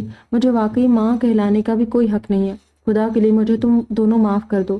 تم معاف کر دو گے تو اللہ بھی مجھے معاف کر دے گا۔ مہوش مہروسہ کے پیروں پر جھکی بول رہی تھی، پلیز ممی یہ مت کریں، پلیز عادی اٹھائیں ان کو۔ مہروسہ ان کے رونے اور پیر پکڑنے پر بری طرح بوکھلا گئی تھی۔ عادی نے ایک گہری سانس بھرتے ہوئے جھک کر انہیں اٹھایا تھا۔ کیوں ہمیں گنہگار کر رہی ہیں آپ؟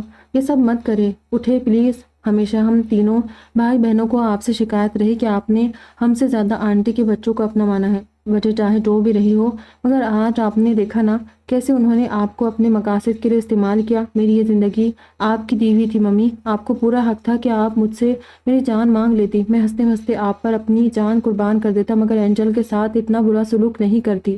بے شک میں نے اینجل کے لیے آپ کے سامنے ضد کی تھی، آپ کی بات نہیں مانی، مگر ممی آپ اینجل کی بجائے جس لڑکی کو میری زندگی میں شامل کرنا چاہتی تھی وہ سر سے پیر تک دھوکہ اور فریب کے سوا کچھ نہیں تھی، اس لیے میں اس کے خلاف تھا۔ مجھے پتا تھا کہ وہ آپ کو اور مجھے سوائے دکھوں اور اذیتوں کے کچھ نہیں دے سکتی تھی۔ آپ ایک بار اینجل کے ساتھ اتنا سب کچھ کرنے سے پہلے میری طرف ہی دیکھ لیتی۔ خدا کی قسم اگر مجھے ذرا سا بھی اندازہ ہوتا نا ممی کہ آپ کے دل میں اینجل کے لیے اتنی نفرت ہے تو میں اینجل کے لیے چاہے تڑپ تڑپ کر مر ہی کیوں نہ جاتا، مگر ان سے شادی نہیں کرتا۔ عادی کی آنکھوں میں نمی تیرنے لگی تھی، اور مہوش آفندی نے بے ساختہ اس کے سامنے ہاتھ جوڑ دیے تھے، ان کی آنکھوں سے مسلسل آنسو بہ رہے تھے۔ معاف کر دو میرے بچے، مجھے معاف کر دو۔ مہوش واقعی اب زاروں قطار رونے لگی۔ تبھی عادی نے انہیں گلے سے لگایا تھا، ایسا مت بولے، بس پرامس کرے کہ آئندہ ان بےہودہ اور مفاد پرست لوگوں سے آپ کوئی مطلب نہیں رکھے گی۔ عادی نے ایک بازو کے حلقے میں ان کو لے کر اپنا دوسرا ہاتھ ان کے آگے پھیلایا، اور مہوش نے اس بات میں سر ہلاتے ہوئے اپنا ہاتھ عادی کے ہاتھ پر رکھ دیا تھا، جبکہ مہروسہ اندر تک شانت ہو گئی تھی۔ بالآخر آج اس کی دعائیں رنگ لے آئی تھی۔ عارفہ بات سنیں ذرا۔ عثمان نے کچن میں جاتی عارفہ کو آواز دے کر روکا، جو اس کی آواز سن کر پلٹی تھی۔ سب لوگ کھانے وغیرہ سے فارغ ہو کر باہر لاؤنج میں بیٹھے باتیں کر رہے تھے۔ شکر تھا کہ سب کچھ اب ٹھیک ہوتا جا رہا تھا، بس عائشہ، صنم اور صفین کے چہرے اداس تھے کہ وہ بھی بری طرح اپنے اپنے شوہروں کی عادی ہو گئی تھی، اور ان سے بچھڑنا ان تینوں کے لیے بھی سوہانے روح تھا، مگر بہن کی خاطر انہیں اپنے دلوں کو مضبوط تو کرنا ہی تھا۔ عارفہ میں آپ سے کچھ پوچھنا چاہتا ہوں، کیا آپ کو میں پسند ہوں؟ اگر میں اپنی ام جان کو گرینی کے پاس رشتے کے لیے بھیجوں تو آپ سے ہاں کی امید رکھوں؟ عثمان کی بات پر عارفہ نے جھٹکے سے سر اٹھا کر اس کی خوبصورت آنکھوں میں دیکھا، مگر مقابل کی شوخ نظروں سے گھبرا کر اس نے فوراً اپنی نظریں جھکا لی تھی۔ بتائیں نا عارفہ، عثمان نے دوبارہ پوچھا۔ جو اماں کا جواب ہوگا وہی میرا جواب ہوگا، اور مجھے یقین ہے اماں کا جواب ہاں میں ہی ہوگا، عارفہ نے مسکراتے ہوئے کہا، اور چھپاک سے اندر کچن میں گھس گئی، جبکہ اس پیچھے کھڑا عثمان ہولے سے مسکرا دیا کہ عارفہ کی آنکھوں میں لکھی محبت کی تحریر اس آخری ملاقات میں ہی بخوبی پڑھ چکا تھا، جب وہ لاہور چھوڑ کر گرینی کے ساتھ ملتان جا رہی تھی، مگر اس وقت صفین کی محبت میں ٹوٹا عثمان جسے خود سے بھی خفا تھا، اسی لیے اس نے عارفہ سمیت اس کے جذبوں کو بھی نظر انداز کر دیا تھا۔ مگر گزرتے وقت کے ساتھ ساتھ اس نے خود کو سمجھا لیا تھا کہ صفین کسی اور کے آنگن کی چاندنی تھی۔ اس کے وجود سے عثمان کے گھر کا گلشن کبھی بھی نہیں مہک سکتا تھا۔ عثمان کے لیے اس خوبصورت خواب کی طرح تھی جس کو وہ اپنی آنکھوں میں زندگی بھر سجا کر رکھ سکتا تھا، مگر اس خواب کی تعبیر اسے حقیقت میں کبھی نہیں مل سکتی تھی۔ اسی لیے وہ بھی عارفہ کی آنکھوں کا وہ خواب نہیں بننا چاہتا تھا جس کی تعبیر پانے کی جستجو میں وہ اپنی زندگی کے ماہ و سال یوں ہی برباد کر دیتی۔ تبھی اس نے عارفہ کے متعلق ہم جان سے بات کر لی تھی اور ان کے مثبت جواب پر وہ اب عارفہ سے بات کرنے آیا تھا، بلکہ دوسرے لفظوں میں اسے اس کی آنکھوں میں بسے خواب کی تعبیر دینے آیا تھا۔ سارے مہمان رات 11 بجے تک رخصت ہو چکے تھے۔ صفین، صنم اور عائشہ، زہیب صاحب، زید، مراد، سنان، عثمان وغیرہ سب مراد ہاؤس چلے گئے تھے۔ مہوش نے عادی اور مہروسہ سے اپنے ساتھ شہریار مینشن چلنے کو کہا، مگر عادی نے بہت سلیقے سے ان سے معذرت کر لی تھی۔ وہ اب مہروسہ کے ساتھ اسی گھر میں رہنا چاہتا تھا کیونکہ یہ گھر اس نے مہروسہ کے لیے بنوایا تھا اور اس گھر کی وہ بلا شرکت غیر مالکن تھی۔ اسی لیے عادی اب مہروسہ کو اس گھر سے الگ نہیں کرنا چاہتا تھا۔ بس اسی وجہ سے اس نے اپنے ماں باپ کو منع کر دیا تھا۔ پھر شہریار صاحب اور مہوش کو نہ چاہتے بھی اکیلے واپس لوٹنا پڑا۔ عارفہ گرینی اپنے روم میں سونے جا چکی تھی۔ آئس کو بھی مہروسہ نے چینج کر کے اس کی بیبی بیڈ پر سلا دیا تھا۔ یہ بیڈ صبح ہی عادی نے آئس کے لیے خریدا تھا۔ مہروسہ بھی چینج کر چکی تھی۔ اتنے وقت بعد اس نے اتنے ہیوی کپڑے پہنے تھے، اس لیے اسے بری طرح الجھن ہونے لگی تھی۔ عادی بھی اس سے پہلے ہی چینج کر چکا تھا اور اب کھڑکی میں کھڑا باہر دیکھنے میں نہ جانے کیا سوچ رہا تھا۔ جب بمشکل دیوار کے سہارے آگے بڑھتی مہروسہ اپنی طرف پشت کر کے کھڑے عادی تک پہنچی تھی اور اپنے بازو عادی کے گرد حائل کرتے اس کی کمر سے چہرہ ٹکا کر کھڑی ہو گئی، جبکہ اپنی پیٹ اور سینے پر اس نے جانے پہچانے سے لمس کو محسوس کر کے عادی جیسے فریز ہو گیا تھا۔ آئی ایم سوری عادی، میں نے آپ کو بہت پریشان کیا، بہت زیادہ بدتمیزی کی ان دنوں آپ سے۔ ممی کا غصہ میں آپ پر اتارتی رہی، مجھے معاف کر دے عادی، ان سب لمحوں کے لیے جب میرے الفاظ نے آپ کا دل دکھایا تھا۔ مہروسہ کے الفاظ نہیں، دھنک کے وہ رنگ تھے جنہوں نے عادی کی بے رنگ زندگی کو رنگوں سے سجا دیا۔ اس نے خوشی و بے یقینی سے پلٹ کر مہروسہ کو دیکھا جو بمشکل اس کا بازو تھامے کھڑی تھی۔ عادی نے جھک کر جلدی سے اسے اپنی باہوں میں اٹھایا اور بیڈ پر لے آیا۔ پھر احتیاط سے اسے بیڈ پر لٹاتے ہوئے وہ خود بھی اس کے پاس لیٹ گیا اور پرشوق نظروں سے اس کے چاند سے چہرے کو دیکھنے لگا تھا۔ آپ مجھ سے خفا تو نہیں؟ مہروسہ نے اس کی شہد رنگ آنکھوں میں دیکھا تھا۔ ہاں خفا تو ہوں، اس نے اچانک مہروسہ کی طرف سے کروٹ لیتے ہوئے کہا۔ کس بات پر خفا؟ مہروسہ اس کے بدلتے موڈ پر ایک دم پریشان ہو گئی تھی۔ تبھی اس نے اٹکتے ہوئے لہجے میں عادی سے پوچھا، آپ نے مجھے دوبارہ آپ کہنا شروع کر دیا جبکہ میرے کانوں کو آپ سے تم سننے کی عادت پڑ گئی تھی۔ عادی نے رخ موڑے موڑے جواب دیا جس پر اس پرسکون ہوئی۔ نہیں عادی، میں بدتمیزی کرتی تھی اس لیے کہتی تھی، اس کے لیے مجھے معاف کر دے پلیز، مہروسہ نے ندامت بھری لہجے میں کہا تھا، جسے محسوس کر کے عادی فوراً پلٹا اور اس کی گہری نیلی جھیل سی آنکھوں میں جھانکا۔ اور مجھے اپنی وہی بدتمیز سی اینجل بہت پسند ہے جو بات بات پر مجھے ڈانٹتی اور آرڈر دیتی ہے، یہ روتی دھوتی آپ کرتی ہوئی ٹرپوک سی اینجل نہیں۔ عادی نے جھک کر اس کی نم آنکھوں کو چوما۔ نہیں، مجھے آپ سے بدتمیزی کر کے بالکل اچھا نہیں لگتا، مہروسہ منہ بناتے بولی تبھی عادی نے اس کے کمر میں ہاتھ ڈال کر کھینچتے ہوئے اپنے ساتھ لگایا اور اس کے اوپر جھکایا، ساتھ ہی اس کی پیشانی کو چوما۔ آپ نے مجھے معاف کر دیا نا؟ مہروسہ ایک بار پھر سے اسے اپنے چہرے پر جھکتے دیکھ کر جھک کر بولی۔ کس بات کی معافی؟ جب میں آپ سے غصہ ہی نہیں تھا تو معافی کیسی؟ الٹا مجھے آپ سے معافی مانگنی چاہیے کہ میں نے اس دن آپ کی بات نہیں مانی، آپ کو چھوڑ کر چلا گیا، لیکن پھر 2 سال اس غلطی کی سزا خود کو دیتا رہا ہوں۔ بہت تڑپا ہوں میں اینجل، بہت کڑی سزائیں دی ہے میں نے خود کو اس گناہ کی۔ آپ کی بات نہ مان کر میں نے کیا کچھ بھگتا ہے کہ میں جانتا ہوں یا میرا رب جانتا ہے۔ آج اس کے بالوں میں ہاتھ چلاتے کھوئے کھوئے لہجے میں بول رہا تھا۔ تبھی مہروسہ نے اس کے لبوں پر ہاتھ رکھ کر اسے خاموش کروایا۔ بس ہمارے بیچ پرانی کوئی بات نہیں ہوگی، اب بس ہم آج میں جئیں گے، مہروسہ نے عادی کی آنکھوں میں دیکھتے ہوئے کہا۔ ہاں، بھول جانا ہی بہتر ہے ان درد کے لمحوں کو، اب نئی زندگی کی خوشیاں ہماری منتظر ہیں، باقی ماندہ زندگی ہمیں پیار کرتے کرتے گزارنی ہے۔ مدھم لہجے میں بولتے ہوئے عادی کی آنکھیں اچانک شرارت سے چمکنے لگی اور اس نے جھک کر مہروسہ کے گال کو چوما۔ پھر ایک کے بعد ایک اس کے چہرے کے نقوش چومتے ہوئے وہ لمحوں میں بے خود ہوا۔ تبھی اچانک مہروسہ کو کچھ یاد آیا۔ عادی، آپ نے دوائی لی اپنی؟ اس نے خود پر جھکے عادی کو جھٹکے سے پیچھے دھکا دیا جو اس کی اس اچانک مداخلت پر بری طرح جھنڈا گیا۔ اف اینجل، صدا کی میری رومانس کی دشمن، کیا ہے؟ ہاں، بھاڑ میں گئی دوائی، شرافت سے مجھے رومانس کرنے دے ورنہ آج آپ کی خیر نہیں، عادی نے دبی دبی آواز میں چیختے ہوئے آخر میں اسے دھمکایا تھا، جبکہ وہ اسے گھورتے ہوئے سائڈ ڈراور سے اس کی دوائی نکالنے لگی تھی۔ دوائی لے جلدی سے ورنہ پھر مجھے شرافت سائڈ پر رکھ کر بدتمیزی پر اترنا پڑے گا۔ مہروسہ نے اس دوائی نکال کر اپنے ہاتھ پر رکھی تھی۔ نہیں لوں گا، آپ ہیں نا میری دوائی، آپ کو نہ کھا جاؤ۔ عادی نے اس کے پاس آتے ہوئے مہروسہ کو گدگدایا جو حسب توقع بری طرح ہنسنے لگی تھی۔ عادی اگر آپ نے میری بات نہیں مانی نا تو سچ میں آپ کو روم سے باہر کر دوں گی اور 2 دن اندر گھسنے نہیں دوں گی۔ مہروسہ نے ہنسی روکتے ہوئے عادی کو دھمکایا، جو جلدی سے سیدھا ہوا اور ساتھ ہی اسے گھورنے لگا۔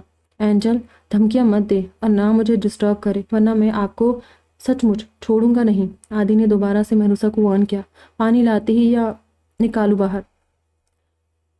مہروسہ نے اسے آنکھیں دکھاتے ہوئے دوبارہ سے دھمکایا۔ وہ منہ بناتا ہوا اٹھا تھا اور روم فریج سے پانی نکال لایا، دوائی سادے پانی سے کھاتے۔ مہروسہ کی دوسری ہدایت پر دوائی کھاتے عادی نے بوتل منہ سے ہٹاتے ہوئے گھور کر اسے دیکھا۔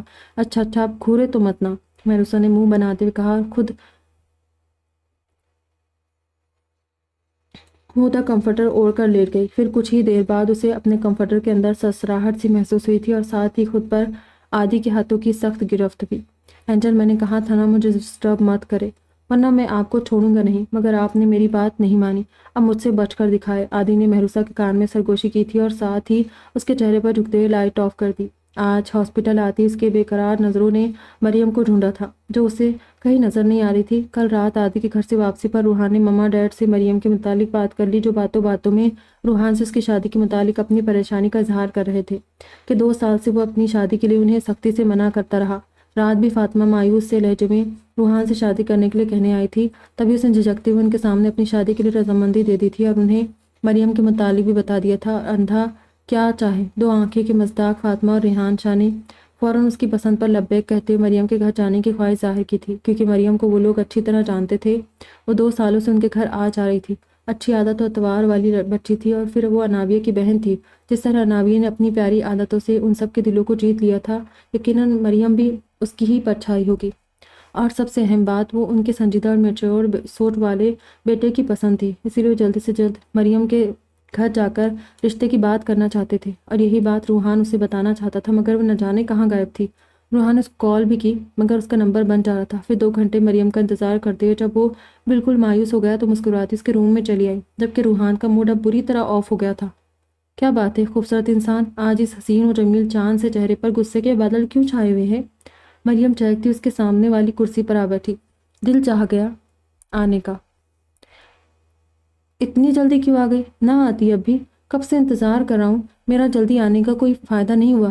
تم تو نواب زادیوں کی طرح پورے 2 گھنٹے بعد آئی ہو، اور فون کیوں بند ہے تمہارا؟ روحان نے غصے سے مریم کو گھورا، جو منہ کھولے حیرت سے اسے دیکھ رہی تھی۔ پھر ہمیشہ کی طرح اس نے شوق کی حالت میں اپنے دونوں گال پیٹے تھے، اور روحان نے اسے خفگی سے گھورتے ہوئے جھک کر اس کے دونوں ہاتھ پکڑ لیے۔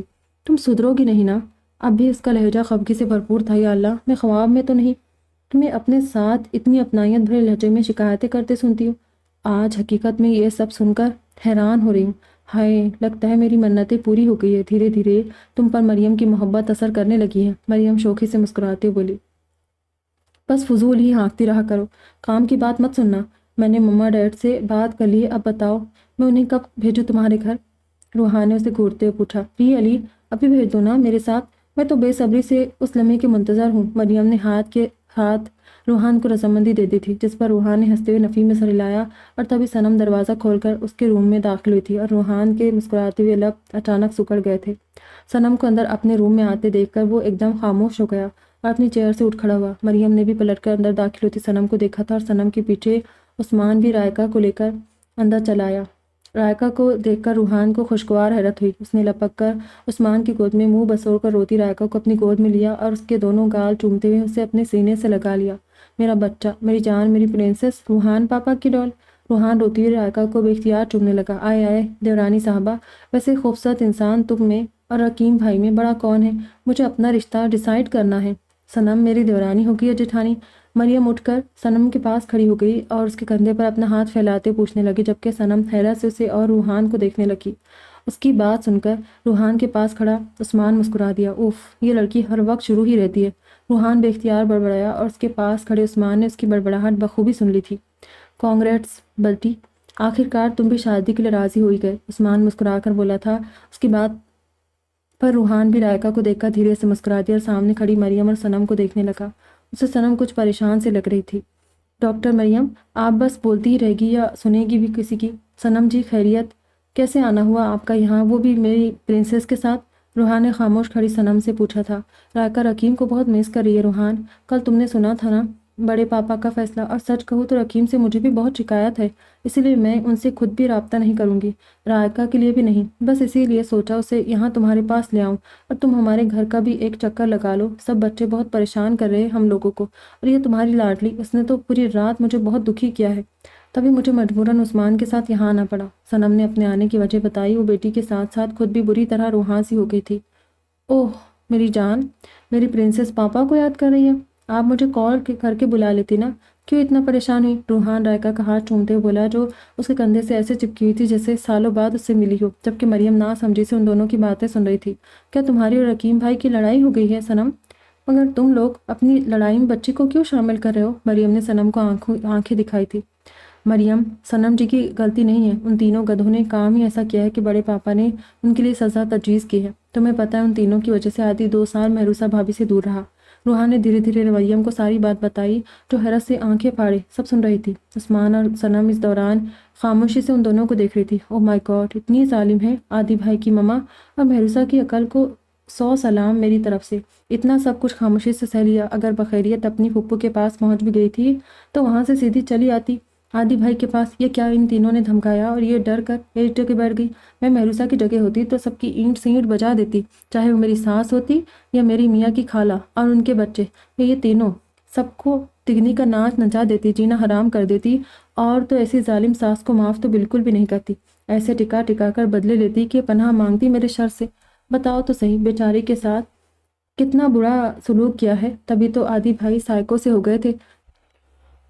انہیں نان انٹیوشن ہوگی کہ مہروسہ جہاں بھی ہے بڑی دکھی ہے بیچاری، تبھی تو یہاں آ کر سر پکڑے لمبے لمبے لیٹ جاتے تھے۔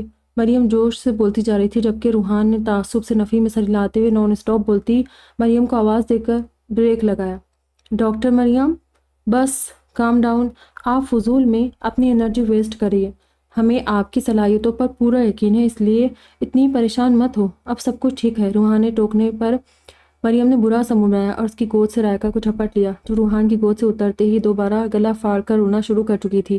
مریم نے گھور کر رائکا کو دیکھا، بالکل اپنے چچا پر پڑی ہے۔ مریم بڑبڑائی، یہی حال بس اس کا۔ صنم نے روتی ہوئی رائکا کو افسوس سے دیکھا، جبکہ روحان نے مریم کو گھورتے ہوئے رائکا کو دوبارہ اس سے لے لیا اور اسے بہلانے لگا۔ آپ فکر مت کریں صنم جی، آج میں آف لے لیتا ہوں، چلے میں آپ کے ساتھ چلتا ہوں، پھر رات کو گھر پہنچ کر ڈیڈ اور بڑے پاپا سے بھی میں بات کروں گا، ان تینوں کے والد صاحبان کے کیے کی سزا بچوں کو کیوں ملے۔ روحان بولتا اور باہر نکلنے لگا۔ صنم اور عثمان باہر جا چکے تھے۔ ارے خوبصورت انسان، مجھے تو بتاتے جاؤ آخر کب آ رہے ہو ڈولی لے کر میرے گھر؟ مریم نے شوخی سے پیچھے سے ہانک لگا کر پوچھا تھا، جس پر باہر نکلتا روحان رک کر پلٹا۔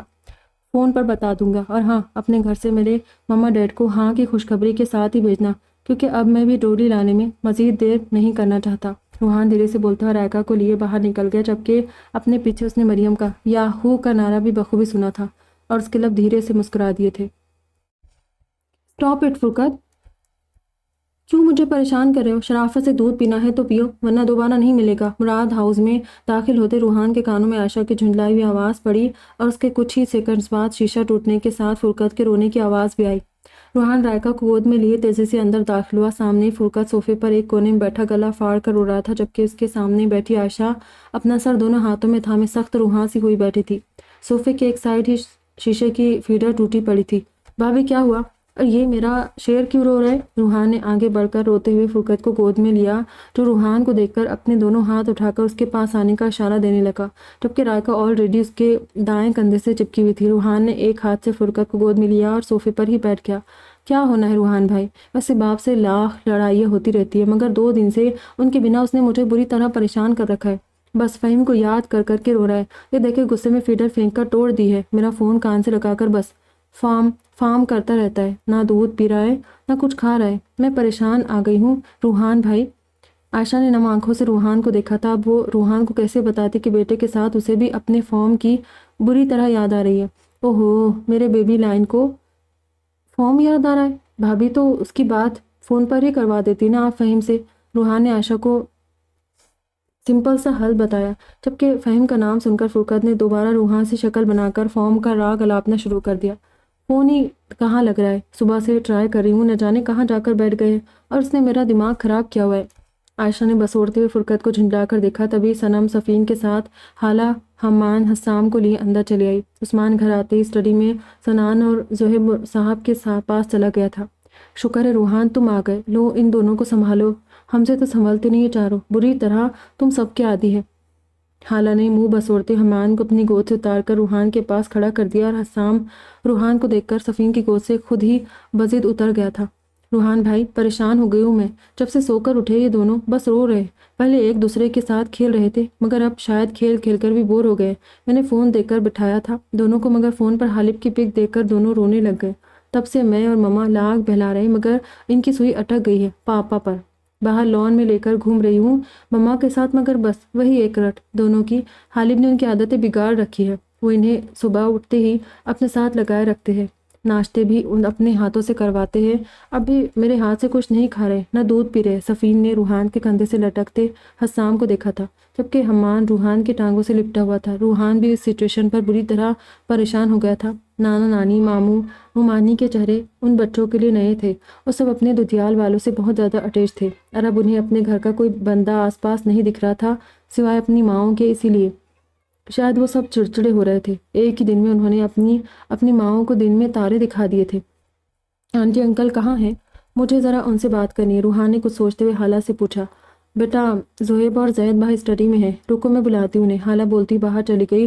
صنم جی، صفین بھابھی، عائشہ بھابھی، آپ لوگ بالکل ریلیکس ہو جائے، آپ کو میرا ساتھ دینا پڑے گا، مجھے بچوں کا حال دیکھ کر بڑے پاپا ڈیڈی اور پھوپھا جان کو کسی بھی طرح منانا پڑے گا کیونکہ میں اپنے بچوں کو ایسے روتے بلکتے ہوئے تو بالکل نہیں دیکھ سکتا۔ روحان نے رائکا اور فرقت کو صوفے پر بٹھاتے ہوئے کب سے اپنے گھٹنوں پر لٹکتے ہوئے حمان گود میں لے کر چوما اور کندھوں پر لٹکتے حسام کو بھی اوپر پکڑ کر گھٹنے پر بٹھا لیا تھا۔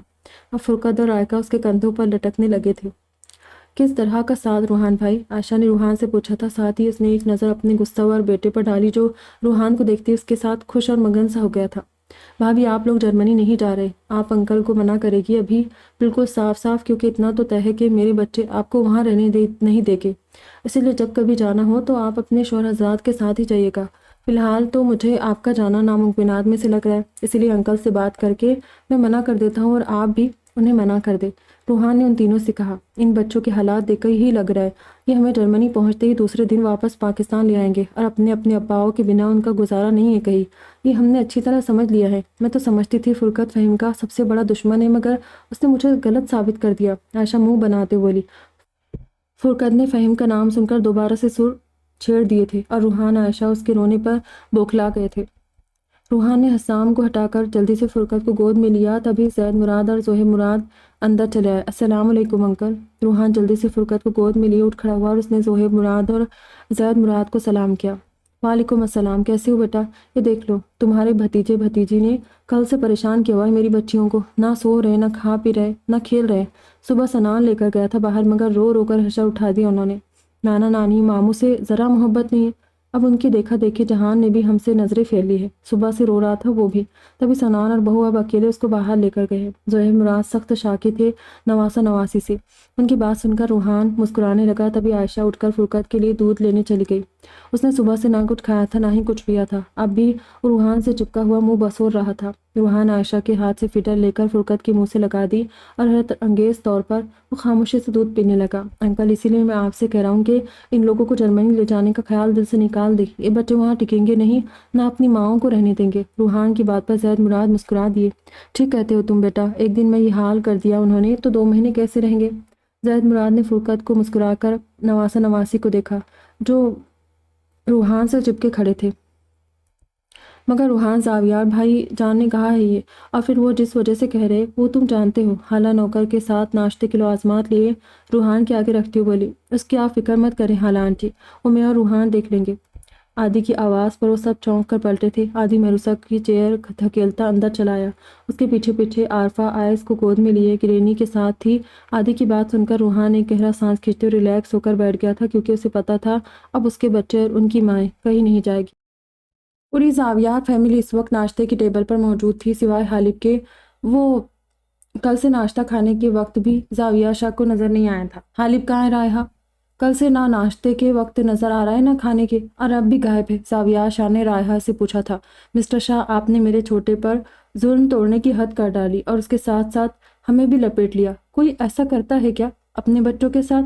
میرے دونوں بچے 2 دن سے گھر سے باہر ہیں اور آپ پتھر دل ظالم انسان ان کے بنا ٹھاٹھ سے جی رہے، جبکہ میرے منہ سے تو نوالا بھی نہیں اتر رہا ہے۔ یہی حال ہادی کا ہے اور میرا چھوٹا نہ جانے کہاں کہاں کی کھانک چھانتے پھر رہا ہے۔ میرا بھائی اپنے بیوی بچوں کے فراق میں دن رات رو رہا ہے۔ مسٹر شاہ، ناشتہ کرتا ہاشم اچانک جذباتی ہوا تھا۔ جوش جذبات میں اس نے زور سے ٹیبل پر ہاتھ بھی مارا تھا، جبکہ زاویہ شاہ نے گھور کر اسے دیکھا اور پھر اس کی پلیٹ اپنی طرف کھینچ لی، جس میں موجود 5واں آلو کا پراٹھا بھی وہ اب تقریباً آدھا کھا چکا تھا۔ ٹھیک ہے عنایت پتر، آج سے اس کمینے کا کھانا پینا بند۔ جب اس سے کچھ کھایا ہی نہیں جا رہا ہے تو رزق اس کے سامنے رکھ کر ضائع کرنے دی، ذرا تو نہیں۔ زاویہ شاہ نے غصے سے ہاشم کو دیکھا تھا۔ پتھر دل انسان، دل میں کیا لوہے کا ٹکڑا فٹ کروا چکے ہیں آپ کو یاد نہیں آتے اپنے بچوں کی؟ کیسے خوشی خوشی رہ رہے ہیں اپنے چھوٹے اور اس کے نکمے کاکوں کے بنا؟ ہاشم اپنے منہ سے نوالا چھنتے دیکھ کر بلبلا اٹھا۔ بکواس نہ کر ہاشم، یہ بات کہہ کر میرے دل پر چھریا مت چلا کہ میں اپنے بچوں کے بنا خوش ہوں۔ میرا دل خود اداس ہے اپنے بچوں کے لیے، مگر یہ غالب کے لیے بہت ضروری تھا۔ اس نے اپنے غصے کی وجہ سے کتنا غلط کیا ہے۔ عادی کے ساتھ اس کا بھی بچہ تھا، بیوی تھی، مگر ان تینوں گدھوں نے کچھ نہیں سوچا اور نہ ہی عقل کا استعمال کیا۔ زاویہ شاہ خود بھی خاصے آزردہ تھے۔ مگر ڈیڈ، آپ لچک تو لا سکتے ہیں نا اپنے فیصلے میں۔ غالب بہت مس کر رہے ان تینوں کو، اور اب تو مجھے بھی حسام کی بہت یاد آ رہی ہے۔ عنایت بھی اداسی سے بولی تھی کیونکہ وہ دونوں زیادہ تر اسی کے پاس رہتے تھے۔ ہاں ڈیڈ، پلیز آپ غالب کو کوئی اور سزا دے دینا، مگر ان تینوں کو گھر بلا لے۔ ہادی نے بھی باپ سے گزارش کی تھی۔ شاہ جی، 2 دن سے غالب دیر رات کو گھر آتا ہے اور صبح سب کے اٹھنے سے پہلے ہی چلا جاتا ہے۔ آفس بھی نہیں جا رہا۔ آپ کو اس کا مزاج پتہ ہے نا، اب بس کر دے اس کے لیے۔ تو یہ 2 دن بھی 2 مہینوں جیسے ہے۔ اس نے اب تک اپنی بیوی بچوں کو کبھی خود سے دور نہیں بھیجا، اور اب اچانک وہ لوگ اس سے دور ہو گئے تو آپ کو اندازہ ہونا چاہیے کہ اس کے لیے یہ قبول کرنا کتنا مشکل ہوگا۔ پہلے میں بھی اس سے غصہ تھی، مگر اب مجھے بھی سفین اور بچوں کی یاد آ رہی ہے، اسی لیے بچوں کو بلا لے اب۔ راہے نے بھی شوہر سے درخواست کی تھی، جس پر وہ ایک گہری سانس لے کر اٹھ کھڑے ہوئے اور بنا کچھ کہے ڈائننگ روم سے نکلتے چلے گئے۔ صبح ہی وہ تینوں واپس فہیم سمیت اس کے فلیٹ پر چلے آئے تھے۔ صبح سے وہ بھوک پیاس بھلائے غمگین سے ہال میں آمنے سامنے رکھے صوفے پر خود بھی آڑے ترچھے اداس سے لیٹے تھے، اور اب تو دوپہر ہونے لگی تھی، مگر وہ اسی طرح گم سم سے پڑے اپنے فون پر اپنی بیوی بچوں کی پکس دیکھ رہے تھے۔ یہ پک جب فرقت 4 مہینے کا تھا تب کی ہے۔ دیکھ کتنا ہیلدی ہے اس میں، اب تو کافی کمزور ہو گیا ہے میرا بچہ، جب سے دانت نکلنے شروع ہوئے ہیں۔ یار میں بہت مس کر رہا ہوں اپنے جنگجو اور عائشہ کو۔ ویسے داد دینی پڑے گی عادی کے حوصلے کی یار، 2 دن میں ہمارا یہ حال ہو گیا ہے بیوی بچوں کے بنا، مگر وہ تو 2 سال کا رکا تھا مہروسہ بھابھی کے بغیر۔ فہیم اپنے پاس پڑے صوفے پر نیم دراز رکیم کو اپنا فون دکھاتا ہوا بولا، جو خود بھی رائکا اور سنم کی پکس دیکھ رہا تھا۔ غلط کیا ہے تو بھگت بھی تو رہے نا۔ دیکھ، سنم کو کال کر رہا تھا مگر فون بھی نہیں اٹھا رہی میرا۔ مجھے پرنسس کی اتنی یاد آ رہی ہے، 2 دن سے اسے گود میں بھی نہیں لیا میں نے، پیار تک نہیں کیا، اور وہ تو میرے بنا سوتی بھی نہیں ہے، نہ جانے کیسے رہ رہی ہوگی اب، رکیم یاسیت سے بولا، جبکہ ان دونوں کے سامنے والے صوفے پر نیم دراز غالب اپنے فون پر چلتی حمان حسام کی ویڈیو دیکھ رہا تھا، جس میں وہ دونوں زاویار ہاؤس کے پچھلے صحن میں چھوٹے سے ٹیوب ٹب میں بیٹھے نہا کم مستیاں زیادہ کر رہے تھے۔ ہادی اور ہاشم انہیں نہلانے کی ناکام کوششیں کرتے ہوئے خود بھی بری طرح پانی سے بھیگ رہے تھے، ساتھ ہی ان دونوں کی شرارتیں انجوائے کر رہے تھے، اور غالب مسکراتے ان سب کی ویڈیو بنا رہا تھا۔ اب بھی ان کی شرارتیں دیکھ کر اس کے چہرے پر بہت خوبصورت مسکراہٹ چمک رہی تھی۔ اس نے آنکھیں مونتے ہوئے اپنے بچوں اور اس دشمن جان کو شدت سے یاد کیا تھا جو اس سے بری طرح بدظن تھی۔ کب تک یوں ہی لٹے پٹے اجڑے ہوئے پریشان حال عاشقوں کی طرح پڑے رہو گے تینوں؟ اب جو کیا ہے اسے بھگتنا تو پڑے گا ہی۔ عادی کی آواز پر ان تینوں نے چونک کر اسے دیکھا، جو چہرے پر دل جلانے والی مسکراہٹ لیے اندر چلا آ رہا تھا۔ بس 2 دن میں یہ حال ہو گیا؟ سوچو، میں نے 2 سال گزارے ہیں اپنی بیوی اور بچے سے دور، صرف تم لوگوں کی وجہ سے۔ ٹھیک ہے میری محبت میں کیا تم نے یہ سب، مگر مجھے بس ایک بار کہا تو ہوتا، بتایا تو ہوتا، اشارہ ہی دے دیا ہوتا کہ انجل نے تمہیں کال کیا تھا اور وہ پریشان ہے، میں خود ڈھونڈ نکالتا اسے۔ لیکن تم نے میرے زخم کا علاج تو کیا، مگر خنجر کی نوک سے تکلیف ختم کرنے کی بجائے درد کو بڑھا دیا۔ عادی نے ان تینوں کو ملامتی نظروں سے دیکھا تھا، مگر وہ اسے بنا کوئی جواب دیے خاموشی سے دیکھ رہے تھے، اور ان کے اداس اور لٹکے ہوئے چہرے دیکھ کر عادی بھی اب اپنا ڈرامہ بند کرتا ہوا دوبارہ مڑا تھا اور جا کر مین ڈور اوپن کر کے سب کو اشارے سے اندر بلایا تھا۔ سب سے پہلے عائشہ، سنم اور سفین بچوں کے لیے اندر آئی، ان کے پیچھے آئس کو گود میں لیے روحان، پھر زاویار شاہ، فرمان صاحب، شہریار آفندی، ریحان شاہ، زہیب مراد، زید مراد، سنان، مہروسہ اور عثمان بھی تھے۔ فرقت فہیم کو دیکھتے ہی فام فام چلاتا عائشہ کی گود سے جلدی سے اترا۔ فہیم کے کانوں میں جیسے ہی بیٹے کی آواز پڑی، اس نے اچانک سر اٹھا کر اپنی طرف بڑھتے فرقت کو دیکھا تھا، جو سیدھا آ کر باپ کی ٹانگوں سے لپٹ گیا۔ فہیم نے خوشی سے بے حال ہوتے ہوئے اسے گود میں اٹھا کر دیوانہ وار چومنا شروع کر دیا۔ میرا بیٹا، میری جان، فام کی زندگی۔ فہیم اسے اپنے سینے سے لگاتے بولا۔ اف، کتنا مس کیا تھا اس نے اپنے بیٹے کو۔ رائکہ بھی باپ کو سامنے دیکھتے ہی صنم کی گود سے اتری تھی اور لڑکھڑاتی ہوئی رکیم کی طرف بڑھی تھی، جس نے لپک کر بیٹی کو اٹھایا اور اسے اپنے سینے سے لگا لیا۔ اس کی آنکھیں بے ساختہ نم ہو گئی تھی، جنہیں صنم نے بغور دیکھا تھا۔ حمان، حسام بھی سفین اور زاویہ شاہ کی گود سے اتر کر حالب کی گود میں جا بیٹھے تھے۔ حالب نے ایک کے بعد ایک دونوں بیٹوں کو چومتے ہوئے انہیں اپنی گود میں بٹھا لیا۔ وہ تینوں اپنے بچوں اور بیویوں کو اچانک اپنے سامنے دیکھ کر خوشی سے نہال ہو گئے تھے۔ زاویہ شاہ، ریحان شاہ، فرمان درانی، شہریار صاحب، زہیب اور زید مراد مسکراتے ان تینوں کو دیکھ رہے تھے، جن کے چہرے اس وقت خوشی سے کھل رہے تھے۔